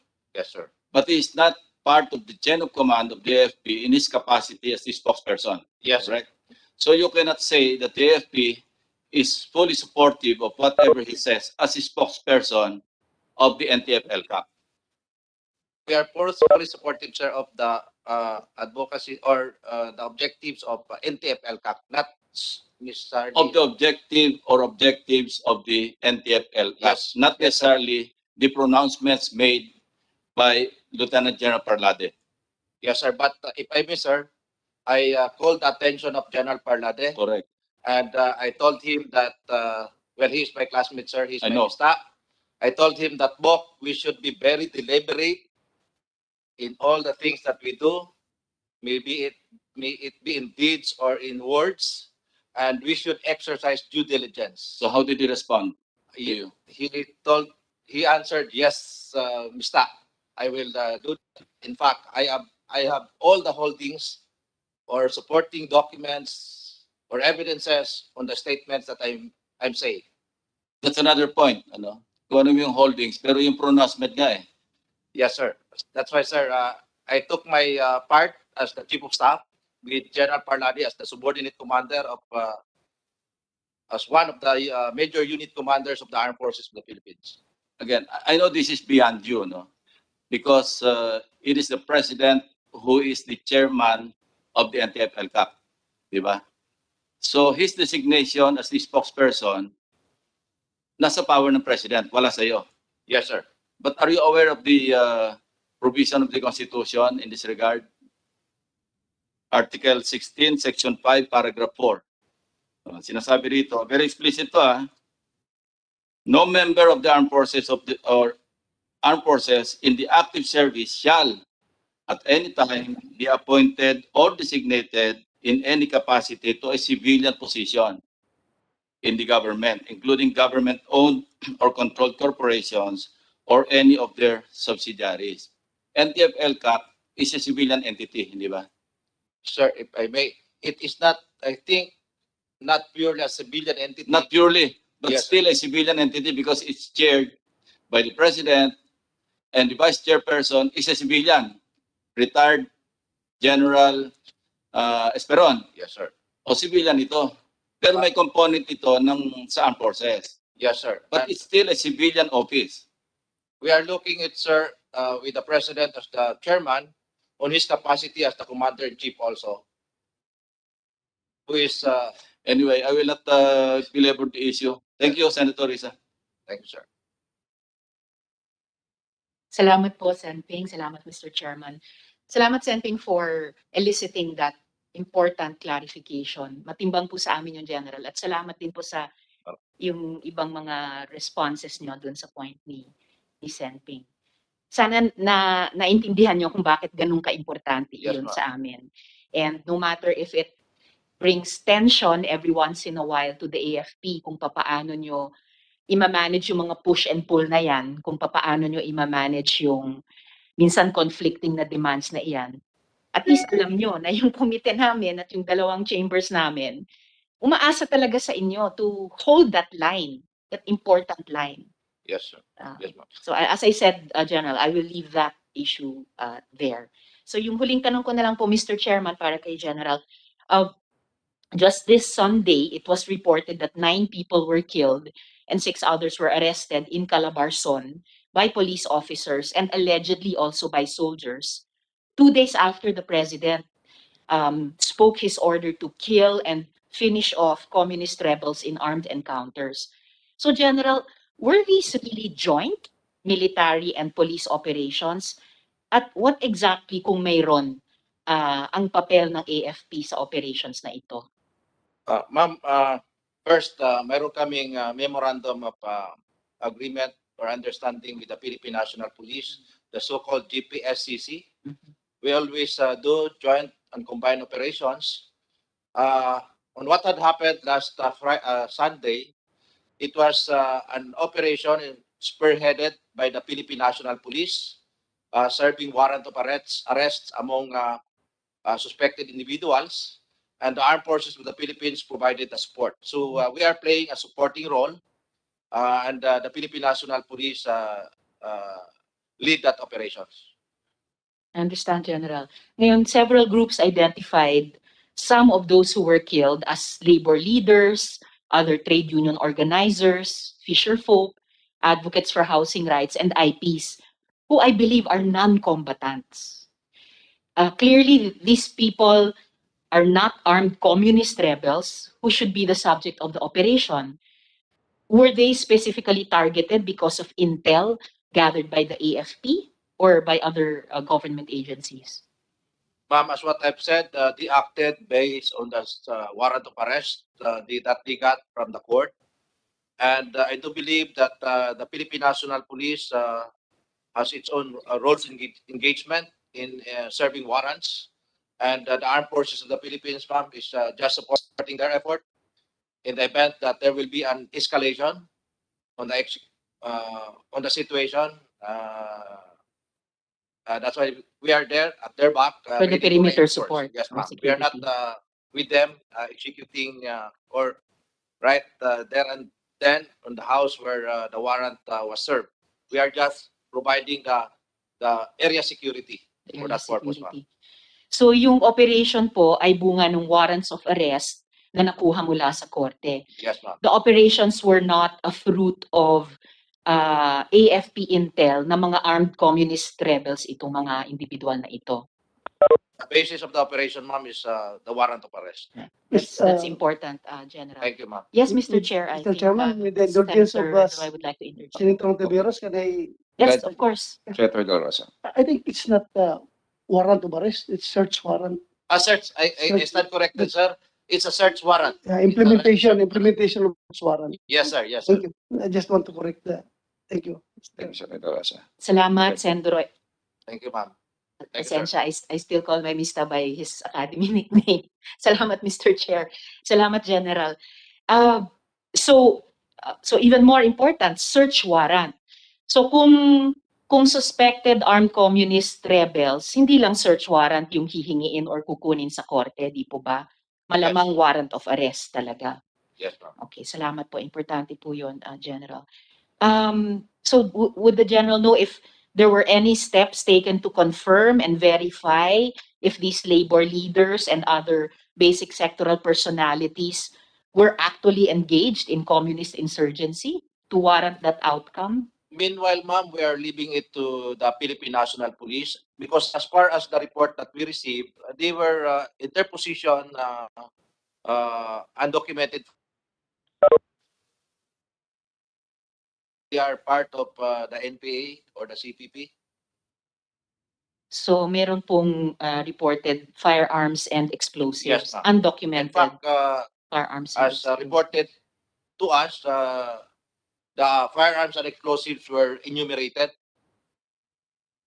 I think I saw those news reports also, General. Pero tulad po ninyo, iniintay ko pa rin yung outcome ng PNP investigation sa pangyayaring ito na talagang nabulabog po kaming lahat, no? Mga media readers, viewers, listeners, mga civilian. Lastly siguro, last two related questions, General. Kung ma-confirm na, medyo outside yung shop po ninyo, itatanong ko po sana na kung ma-confirm na wala naman talagang firearms at explosions undocumented na na-retrieve sa mga napatay at na-arestong ito, or kung ma-confirm na hindi naman sila armed communist rebels, I would have asked you, what actions will you take as AFP Chief of Staff para makorek yung ganitong mga pangyayari at maiwasang mangyari ulit? Yes, ma'am. If I may, ma'am, Yes, please. since the start of my military career as an active tactical commander up to now, I am always giving emphasis to the three operational imperatives that we should do our job following the rule of law. We should always respect human rights and strictly adhere to the provisions of the law of armed conflict or the international humanitarian law. Thank you very much, para doon, General. Thank you, ma'am. Again, as I've had occasion many times during itong interpellation ko po sa inyo, napakahalaga po talaga. Rule of law, human rights, international humanitarian law. Hindi pretty words lang. Yes. Napakahirap gawin, lalo na sa mga sitwasyon ninyo na nasa larangan talaga ng labanan.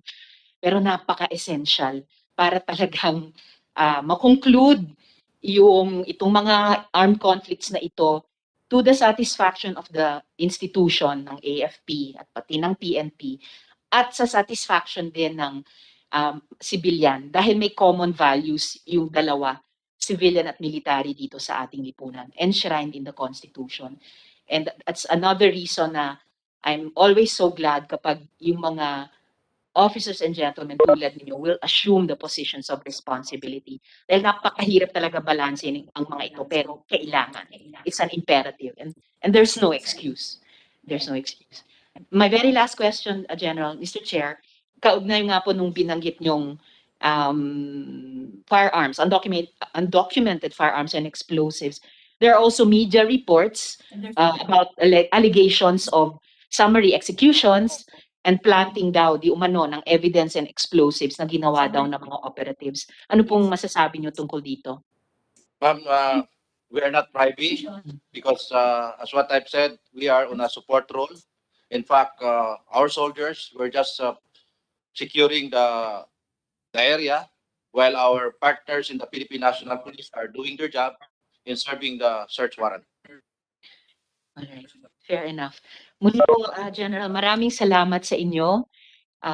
In anticipation, as I mentioned at the start of your satisfactory resolution of the important issue raised by Sen Ping, advanced congratulations, mabuhay po kayo, and as snappily as I can render it, my snappy salute. Salamat. Thank you very much, ma'am. Ma'am, if I may make the last statement. Ma'am, I have to give the reassurance to the public that your armed forces will continue to be your servants. We will uphold our core purpose of serving the people and securing the land. We treat everybody as our customer, and we will provide the best services that our people deserve. Thank you, Mr. Chair, if I may, I think in the best of times, tinuturing nyo kami hindi lang bilang mga customer ninyo dahil hindi naman sasapat yung sweldong ibinibigay namin sa inyo bilang taxpayer sa mga sakripisyong ginagawa nyo habang buhay nyo in your professional lives. And many of your colleagues making the ultimate sacrifice of their lives and continuing to do your job even at the cost of pain. But there are some worse times, so sana po sa mga susunod na panahon, kapit lang, let's see this through. Hindi lang yung satisfactorily concluding yung mga armed conflicts, pero concluding them well, preferably through peace processes at may pagrespeto dun sa mga values na paulit-ulit yung sinabi ngayong umaga. So muli po salamat at mabuhay po kayo. Maraming salamat din po, ma'am. Salamat, Mr. Chair. Thank you, Senator Risa. Senator Bato, you have the floor. Thank you, Mr. Chair. General Subiana, for the record, bakit ka nagsasaludo ng kaliwang kamay? Sir, I was wounded in 1995. I have 6 gunshot wounds all over my body. And unfortunately, sir, my right hand could not function 100%, but I could still do my job 100%. So, hindi ka na makasuntok ngayon ng left and right. Ano na, sir? Medyo kaliwa na lang, sir, ang since kasama kami ni Senator De La Rosa sa boxing core squad, and he was our cadet in charge. And we even fought during the 1985 National Open. Yeah. Pareho ba kayong Major A sa boxing? Yes, sir. For squad A pa, sir. For squad A. Yes, Mas sir. higher pa sa Major A. Parang varsity yun. Varsity team ng boxing ng PMA. But I just would like to, baka hindi lang alam ng kasama natin dito, na si General Cirilito Subihana, sa panahon namin ay parang si Sugar Ray Leonard kung sumuntok. Napakagaling nito na boxer. Kaya nga, nasayangan ako nung tinamaan yung kanyang kamay dahil nga golden hands ang tawag namin dyan eh. Magaling talaga yan na boxer. But anyway, the point, the reason why I ask you about your hand, kung bakit tinamaan, kung bakit ka nagsaludo ng kaliwa. I just want to emphasize na you've been serving this country very well at talagang sinugal mo yung buhay mo from the very start. At alam mo, para sa akin, the confirmation that we are going to give you is not even enough to say thank you for the sacrifices that you have made. Ilang beses, countless times, sinugal mo yung buhay mo sa field. Alam ko yan. Hindi ka lang isang magaling na sundalo, hindi ka lang matapang na sundalo, kundi maswerte pa. And I really envy you. Dahil during my younger years in the service sa Philippine Constabulary, pareho tayo ng ambisyon. Lahat tayo, lahat ng premier na gumagraduate, ang ambisyon niya palagi is, sana magkakamidal o bailor ako. Lahat tayo, ambisyon natin yan. Kaya, nung bata pa tayo, serbisyo ako, kung saan merong sightings ng NPA, nandun ako nag-jump off. Kung saan mayroong inkwentro, nandun ako nag-reinforce. Dahil pangarap ko talaga magka-middle o bailor. Dahil coveted yan sa atin sa serbisyo. Pero kung hindi para sa iyo, marami tayong mga upper class, underclass, namatay na lang sa kakahanap ng middle o bailor. Ikaw rin, munti ka nang namatay sa iyong middle o bailor. Ako naman, hindi pinalad. Hindi ko nakuha yung middle o bailor. Yung middle o bailor kasi is destiny. Para yung pagiging senador. Kung hindi ka talaga pwede maging senador, kahit na anong pagsusumikap mo, kahit anong gastos na gagawin mo sa eleksyon, kung hindi ka talaga ibigay ni Lord na maging senador ka, hindi ka maging senador. So ganun din sa middle o bailor. Kaya nainggit ako sa iyo. But nevertheless, I would like to I would like to manifest my full support for your confirmation dahil alam kong grabe yung ginawa mo sa serbisyo. Countless of times, as I have said, andyan ka palagi. Yung hindi lang isang paa, kundi dalawang paa mo nandoon na sa libingan, yung sa Bisaya pa, yung doon na sa hukay. And not only sa'yo, kundi sa itong lahat ng mga opisyal nandito ngayon. Kayong lahat, alam ko yung pagsusumikap ninyo at yung serbisyo nyo. Kung hindi man alam ng iba yan, ako, ramdam ko because at saka si Senator Lacson, ilang beses na tayong nagsugal ng ating buhay. Panahon ng kasagsagan ng Marawi 6, itong si General Browner, nakikita ko ito doon na talagang nandun sa gitna, nagmaman ng kanyang mga tauhan para para laban doon sa mga extremist. So, as I've said, this confirmation na pwede namin ibigay sa inyo is not enough to say thank you for all that you've done to this country. Yun lang, General Subiana. Thank you at maraming salamat, Mr. Chairman. Thank you very much, sir. Sir, well, as what I've said, I was wounded, but I do not regret being a soldier. My motivation, sir, is my love of our country. And with these wounds of mine, sir, I turned them into wisdom rather than anger. Because I do believe that it is not war that will finally put an end to our security challenges. It is more of operations other than war. Thank you very much, sir. Thank you very much, Senator Bato. Chair would like to recognize Senator Bongo. Mr. Chairman, before anything, I would like to express my deep gratitude to the men in uniform who are before us this morning. Further, let me make of record my full support for the confirmation of the appointments of General Cirilito Sobihana, Chief of Staff of the Armed Forces of the Philippines, who is among the few soldiers who have been awarded with the Medal of Valor, the highest military award given by the AFP for showing gallantry and intrepidity at the risk of life above and beyond the call of duty. And also to Brigadier General Potenciano Camba, nanilbihan rin po itong PSG noong panahon ni Pangulong Gloria Arroyo at naging Deputy Group Commander po ng Presidential Security Group sa panahon po ni Pangulong Duterte. Of course, kay Major General Romeo Bronner Jr. na naging Assistant Chief of United Command Staff for Civil Military Operations sa Palacan sa Davao City. I also extend my utmost support for the nominations of Brigadier General Eric Escarcia na nagsilbi bilang Senior Military Assistant ng Office of the Executive Secretary at kay Brigadier General Gerardo Samudio na naging Deputy Wing Commander, 355th Aviation Engineer Wing, Philippine Air Force.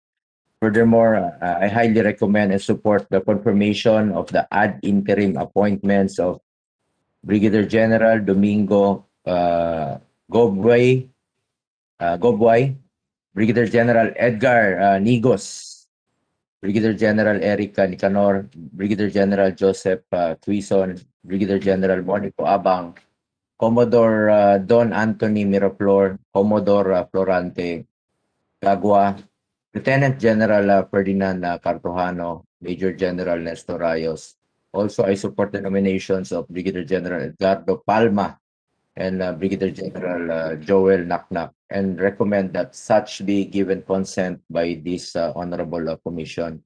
Ako po'y taos-pusong nagpapasalamat sa inyong lahat sa inyong walang katulad na katapatan at pagsiservisyo sa ating bayan. Our country will forever be grateful to each and every one of you for your unparalleled service to the Filipino people and for continuously ensuring our safety. Thank you, Mr. Chair. Thank you, Senator Bongo. And before we proceed, the Chair would like to recognize the presence of Senator Coco Pimentel. And the Chair now recognizes Congressman Munir Arbison. Pong. Yes, Mr. Chairman, maraming salamat at good afternoon sa lahat. I just want to share our experience during his during the term of General Sobihana as Task Force Sulu. During his leadership in the Joint Task Force Sulu, he made sure to work closely with the local officials, ensuring a smooth execution of duties and responsibilities. This resulted to the warlords' peaceful surrender of their firearms, no bloodshed,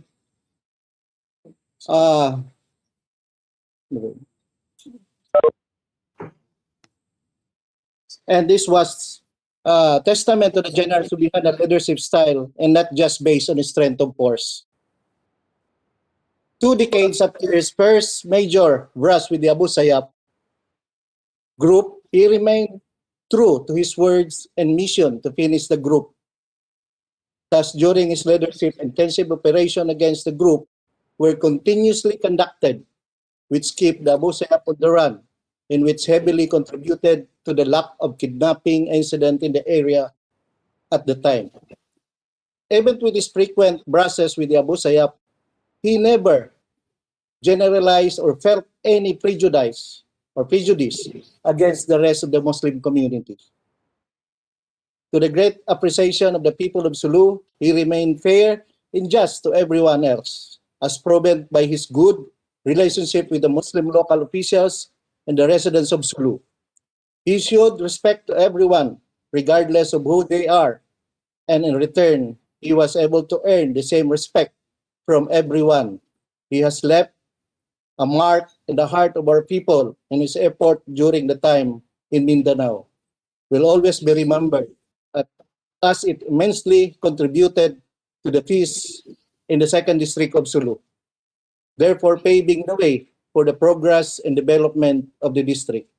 With this, Mr. Chairman, I manifest my full support to the appointment of General Subihana. I know he will be able to make significant changes in the office his short stint as Chief of the Philippine Armed Forces of the Philippines. Thank you, Mr. Chairman. Thank you, Mr. Chairman. Kong Erbison. Senator Bong Revilla, you're recognized, sir. Thank you, Mr. Chairman. I just would like to express my support to the nomination of Lieutenant General Cirilito Sobejana, Chief of Staff of the Armed Forces of the Philippines, to the rank of General. As one of the select few recipients of the Medal of Valor, his courage, patriotism are beyond reproach. Wala na pong makaka-question yan. It is only fitting that we deploy our best soldier and best officer to lead the entire organization during these challenging and uncertain times, as the country is besieged with many problems such as COVID-19 pandemic, the issues in the West Philippine Sea, the long-standing domestic insurgency, among others.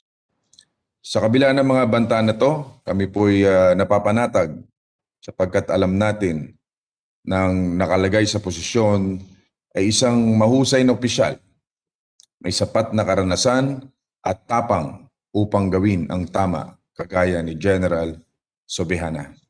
I would also like to commend Lieutenant General Cartujano, AFP, a distinguished officer and highly respected in the Air Force community for his ethic and outstanding accomplishments. Major General Romeo Browner Jr., AFP, awardee of the Order of Lapu-Lapu, rank of Kamagi in 2020, and one of the recipients of the Outstanding Philippine Soldiers or TOPS Award. Major General Nestor Rayos, AFP, a B-medaled and decorated officer for heroism and extraordinary achievements as pilot and air commander of the Philippine Air Force. Brigadier General Eric Nicanor, AFP, for his role in disaster rescue operations in Noveleta, Cavite during the devastation of Typhoon Ondoy and Pepeng in 2009. At nais ko rin po yung ipaabot ang pasasalamat ng aking mga kababayan sa inyong tulong, sir. Brigadier General Potenciano Camba, AFP, recipient of Philippine Legion of Honor in 2010, who also served as AD-Camp of former President Gloria Macapagal-Arroyo.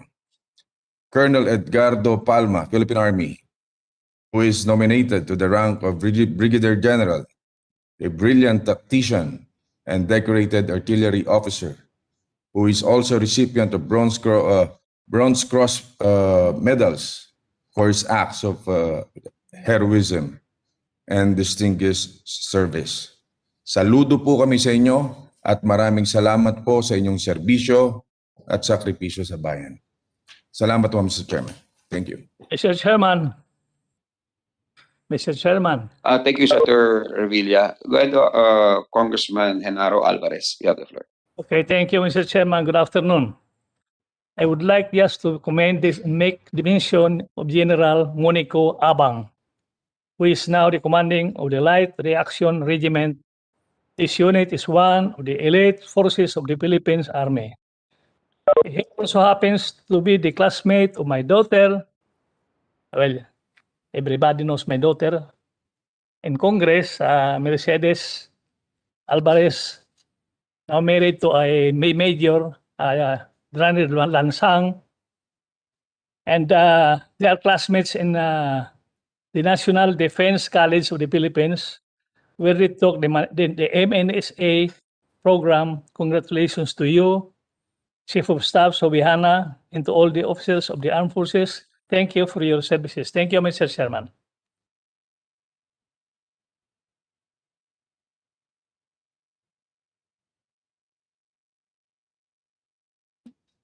Okay, thank you, Congenaro. Any other member who wish to manifest or have the floor? Kong Risa.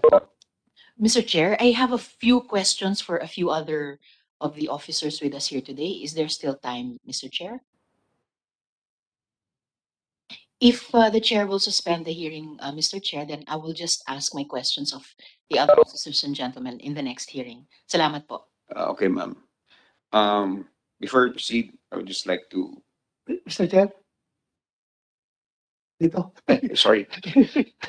Senator Bato de Rosa. Bago ka break o adjourn?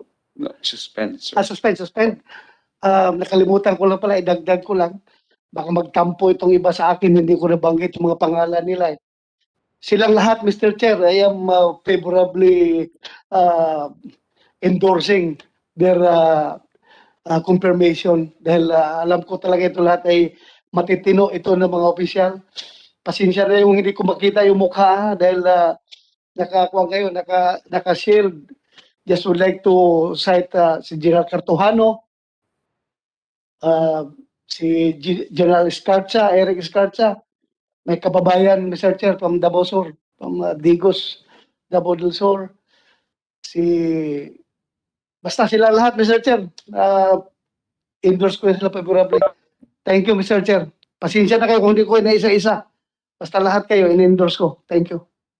Thank you, Senator De Rosa. Actually, ako rin po ay for my short stint as chairman of the Committee on National Defense po. I think this is parang the best batch po ng appointees po natin, headed by General Sobihana. Actually, sir, bihira ko kaming ako, personally, bihira makaharap ng isang living hero no, in your presence. So, and it's such a great honor po for us po na makaano sa inyo. Unfortunately, we have to suspend po until next hearing. May ayusin pa ho tayong ilang mga bagay. Anyway, Majority Leader. Mr. Chairman. Go ahead, Majority Leader. Yeah, for lack of material time, I move to suspend the consideration on the deliberation of the 16 ad interim appointments and nominations of senior officers in the Armed Forces of the Philippines that were submitted to the committee's jurisdiction for its consideration for continuation on 17th of March 2021. That will be next Wednesday, Mr. Chairman. I so move. Thank you. Any second? Second the motion, Mr. Chairman. Thank you, Senator Lacson. Any objection? Hearing none, on motion of the Majority Leader, duly seconded, there being no objection, the Committee on National Defense hereby suspends the consideration on the deliberation of the 16 ad interim appointments and nominations of senior officers in the Armed Forces of the Philippines that were submitted to the committee's jurisdiction for its consideration for continuation on March 17, 2021.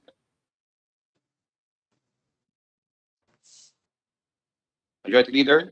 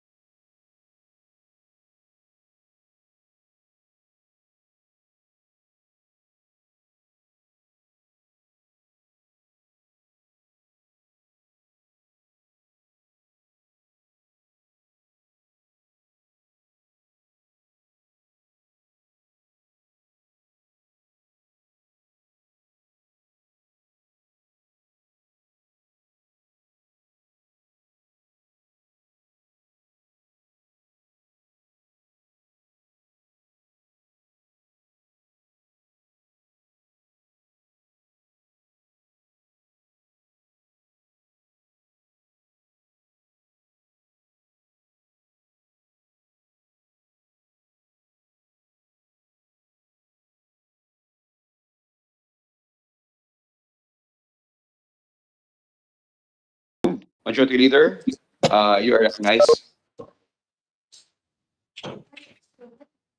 Yes, Mr. Chairman.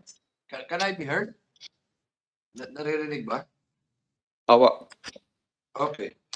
Mr. Chairman, earlier on my motion, the chair approved to suspend the consideration of the deliberation of all officers up for confirmation before the committee. Now, may I move to recall that motion, that approved motion, Mr. Chairman, to give way to the discussion of the qualification for confirmation of Brigadier General Gerardo Malyare Zamudio Jr., who will be celebrating his birthday on March 13, which is 3 days before we resume our committee meeting as per earlier approved motion. So I move, Mr. Chairman. Is there any Second the objection? motion, Mr. Chairman. And seconded by Senator Risa. So no objection. The motion is hereby approved.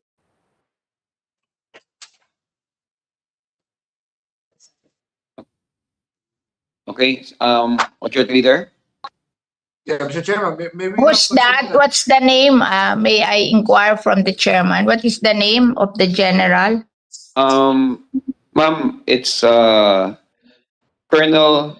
Gerardo M. Zamudio, to be nominated po to the rank of Brigadier General. Samudio. Okay. There's another one general that is being endorsed by your Congressman Palma. This Eduardo Palma. Do you know him? This is Yes, in ma'am. They were here earlier, ma'am. is hindi pa. Hindi ba? Suspend po muna natin yung iba po. Okay, sige. Until next week po. Okay. Majority Leader. So, Mr. Chairman, if there are no questions to be propounded in considering the qualification of General Zamudio, and on that note, then I move to recommend for plenary approval the ad interim appointment of Brigadier General Gerardo Malyare Zamudio Jr. I so move, Mr. Chairman. Any second? Second the motion, Mr. Chairman. Seconded by Senator Risa. Any objection? Mr. Chairman, Go that's ahead. correct. It's not an ad interim appointment. Nomination. The motion should be for the plenary, for the commission to give its consent to the nomination of Gerardo Zamudio Jr. to the rank of Brigadier General. So it's not ad interim, it's a nomination. Thank you, Mr. Chairman. Seconded as corrected, Mr. Chairman. Okay. So any objection? Hearing none, motion is hereby approved. Okay. Majority Leader. Tayo. Mr. Chairman, so what's next? Adjourn. Oh yeah. We suspend. We suspend, yeah. So, until We go next back. week. Until our next committee hearing next week. So move, Mr. Chairman. Okay. So I see no objection. So we will suspend our committee hearing until March 17th of 2021.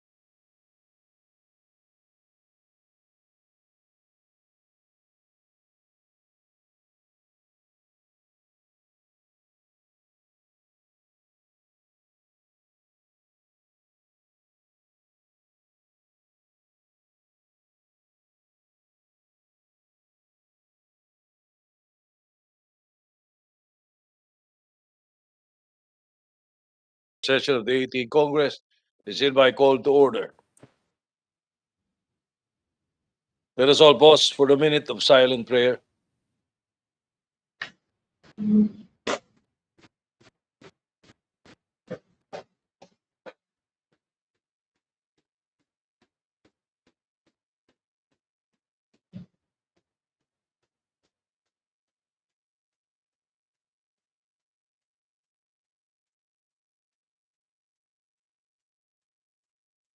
Thank you. Please remain standing for the singing of the Philippine National Anthem.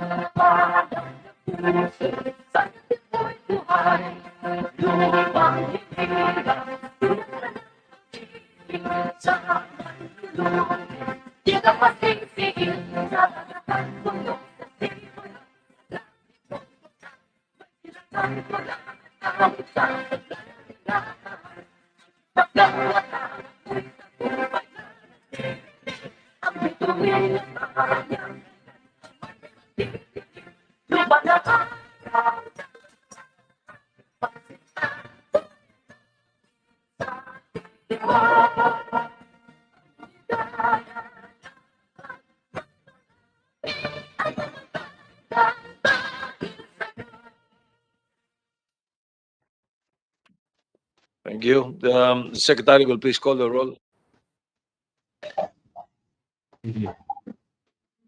The honorable members of the Commission on Appointments. Advincula, Present. Almario,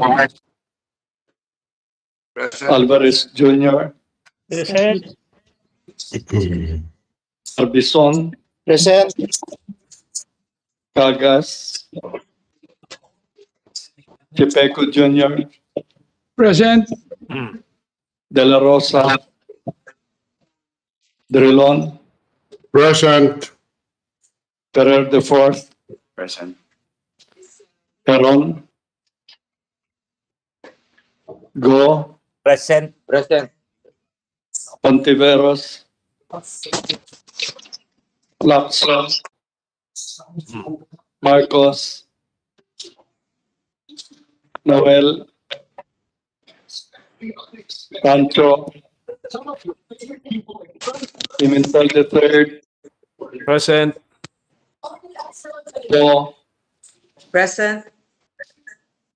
Mires Sato, Revilla Jr., Present. Villanueva, Present. Villar, Present. Zamora, Present. Subiri. Present. The Honorable Chairperson and Senate President is present. With 4 members present physically and 18 members online for a total of 22, the chair declares the existence of a quorum. Majority Leader. Mr. Chairman, I move to dispense with the reading of the journal of the plenary session held on December 16, 2020, and consider the same as approved. Any objection? Chair hears none. The journal is approved. Mr. Proceed, Chair, Majority Leader. Yes. may I ask the Secretary of the Commission to read the communication dated January 20, 2021 from the Senate Secretary Attorney Myra Marie D. Villarica on the election of Senator Ronald Bato de la Rosa as member of the Commission on Appointments by Senator Francis Tol N. Tolentino effective January 15, 2021. All right. The Secretary is hereby directed to read the communication. January 20, 2021, the Honorable Senate President Vicente C. Soto III, Chairman, Commission on Appointments, Pasay City. Attorney Hector Villacorta, Secretary of the Commission. Sir, I have the honor to inform you that on January 19, 2021, the Senate elected Senator Ronald Bato de la Rosa as member of the Commission on Appointments by Senator Francis Tolentino, effective January 15, 2021. Very truly yours, Attorney Myra Villarica, Senate Secretary. Therefore, the election of Senator Ronald De La Rosa as member of the Commission on Appointments is hereby noted. I would like to inform, the chair would like to inform the body that Senator De La Rosa already took his oath as a member of the commission before the chairperson of the commission last February 17, 2021, for the record. All right, Majority Leader. Mr. Chairman, I move that Senator Ronald Bato de la Rosa be elected as the chairperson of the Committee on Human Settlements and Urban Development and as vice person of the Committees on Foreign Affairs, National Defense, Budget and Management, and Science and Technology. I so move, Mr. Chairman. Is there any objection? The chair hears none. Senator De La Rosa is hereby elected to the aforementioned committee positions. Mr. Chair, I would like Majority to Leader. manifest. I'd like to manifest also, Mr. Chair, that pursuant to Section 5, Chapter 2 of the new rules of the Commission, Senator Ronald Bato de la Rosa is deemed member to all standing committees except the Committees on Accounts, Ethics, and Rules and Resolutions. All right. The membership of Senator De La Rosa to all standing committees except the committees mentioned is hereby noted. Majority Leader. Mr. Chair, due to the health condition of Colonel Arthur Baybayan, the incumbent Sergeant-at-Arms of the Commission on Appointments, the chairperson nominated Police Brigadier General Nicasio Radovan Jr., retired, as the new Sergeant-at-Arms. In view thereof, I move that the body elect Police Brigadier General Nicasio Radovan Jr., retired, as the Sergeant-at-Arms of the Commission on Appointments. Is there any objection? The chair hears none. Police Brigadier General Nicasio J. Radovan Jr. is hereby elected as Sergeant-at-Arms of the Commission on Appointments. Mr. Chair, may I ask that General Radovan takes his oath as a Sergeant-at-Arms of the Commission on Appointments. All right. We ask General Radovan to join us.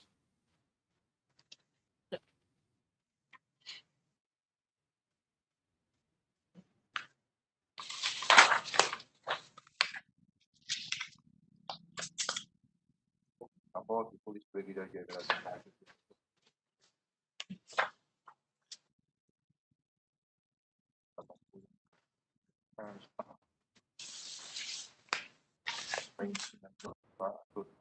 Natuto pa rin po ang buong pusay at katapatan.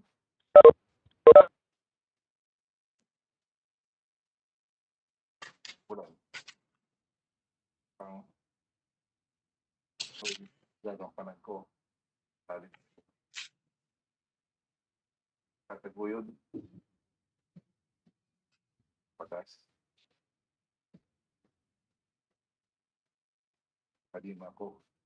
Dito. Ito ang mga batas na utusan legal. Mga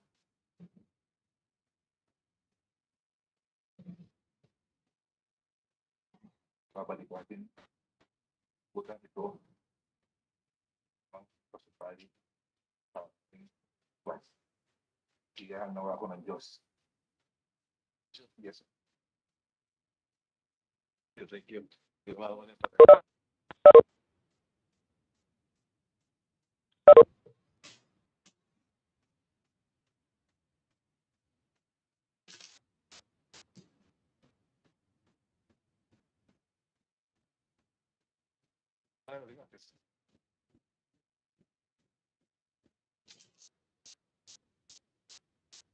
Dapat sa gitna.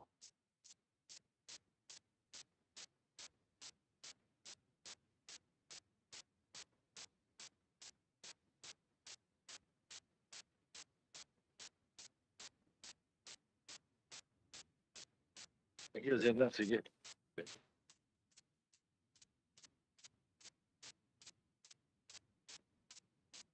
Majority Leader. Mr. Chairman, may we now proceed to consider the recommendation of the Committee on National Defense for its nomination of the confirmation of Gerardo M. Zamudio Jr. to the rank of Brigadier General. All right, any objection? Hearing none, the consideration of the recommendation of the Committee on National Defense hereby considered. Mr. Chairman, I move that the chairperson of the Committee on National Defense, Representative John Ferrer IV, be recognized. Representative John Ferrer IV is recognized. Thank you, Mr. Chairman.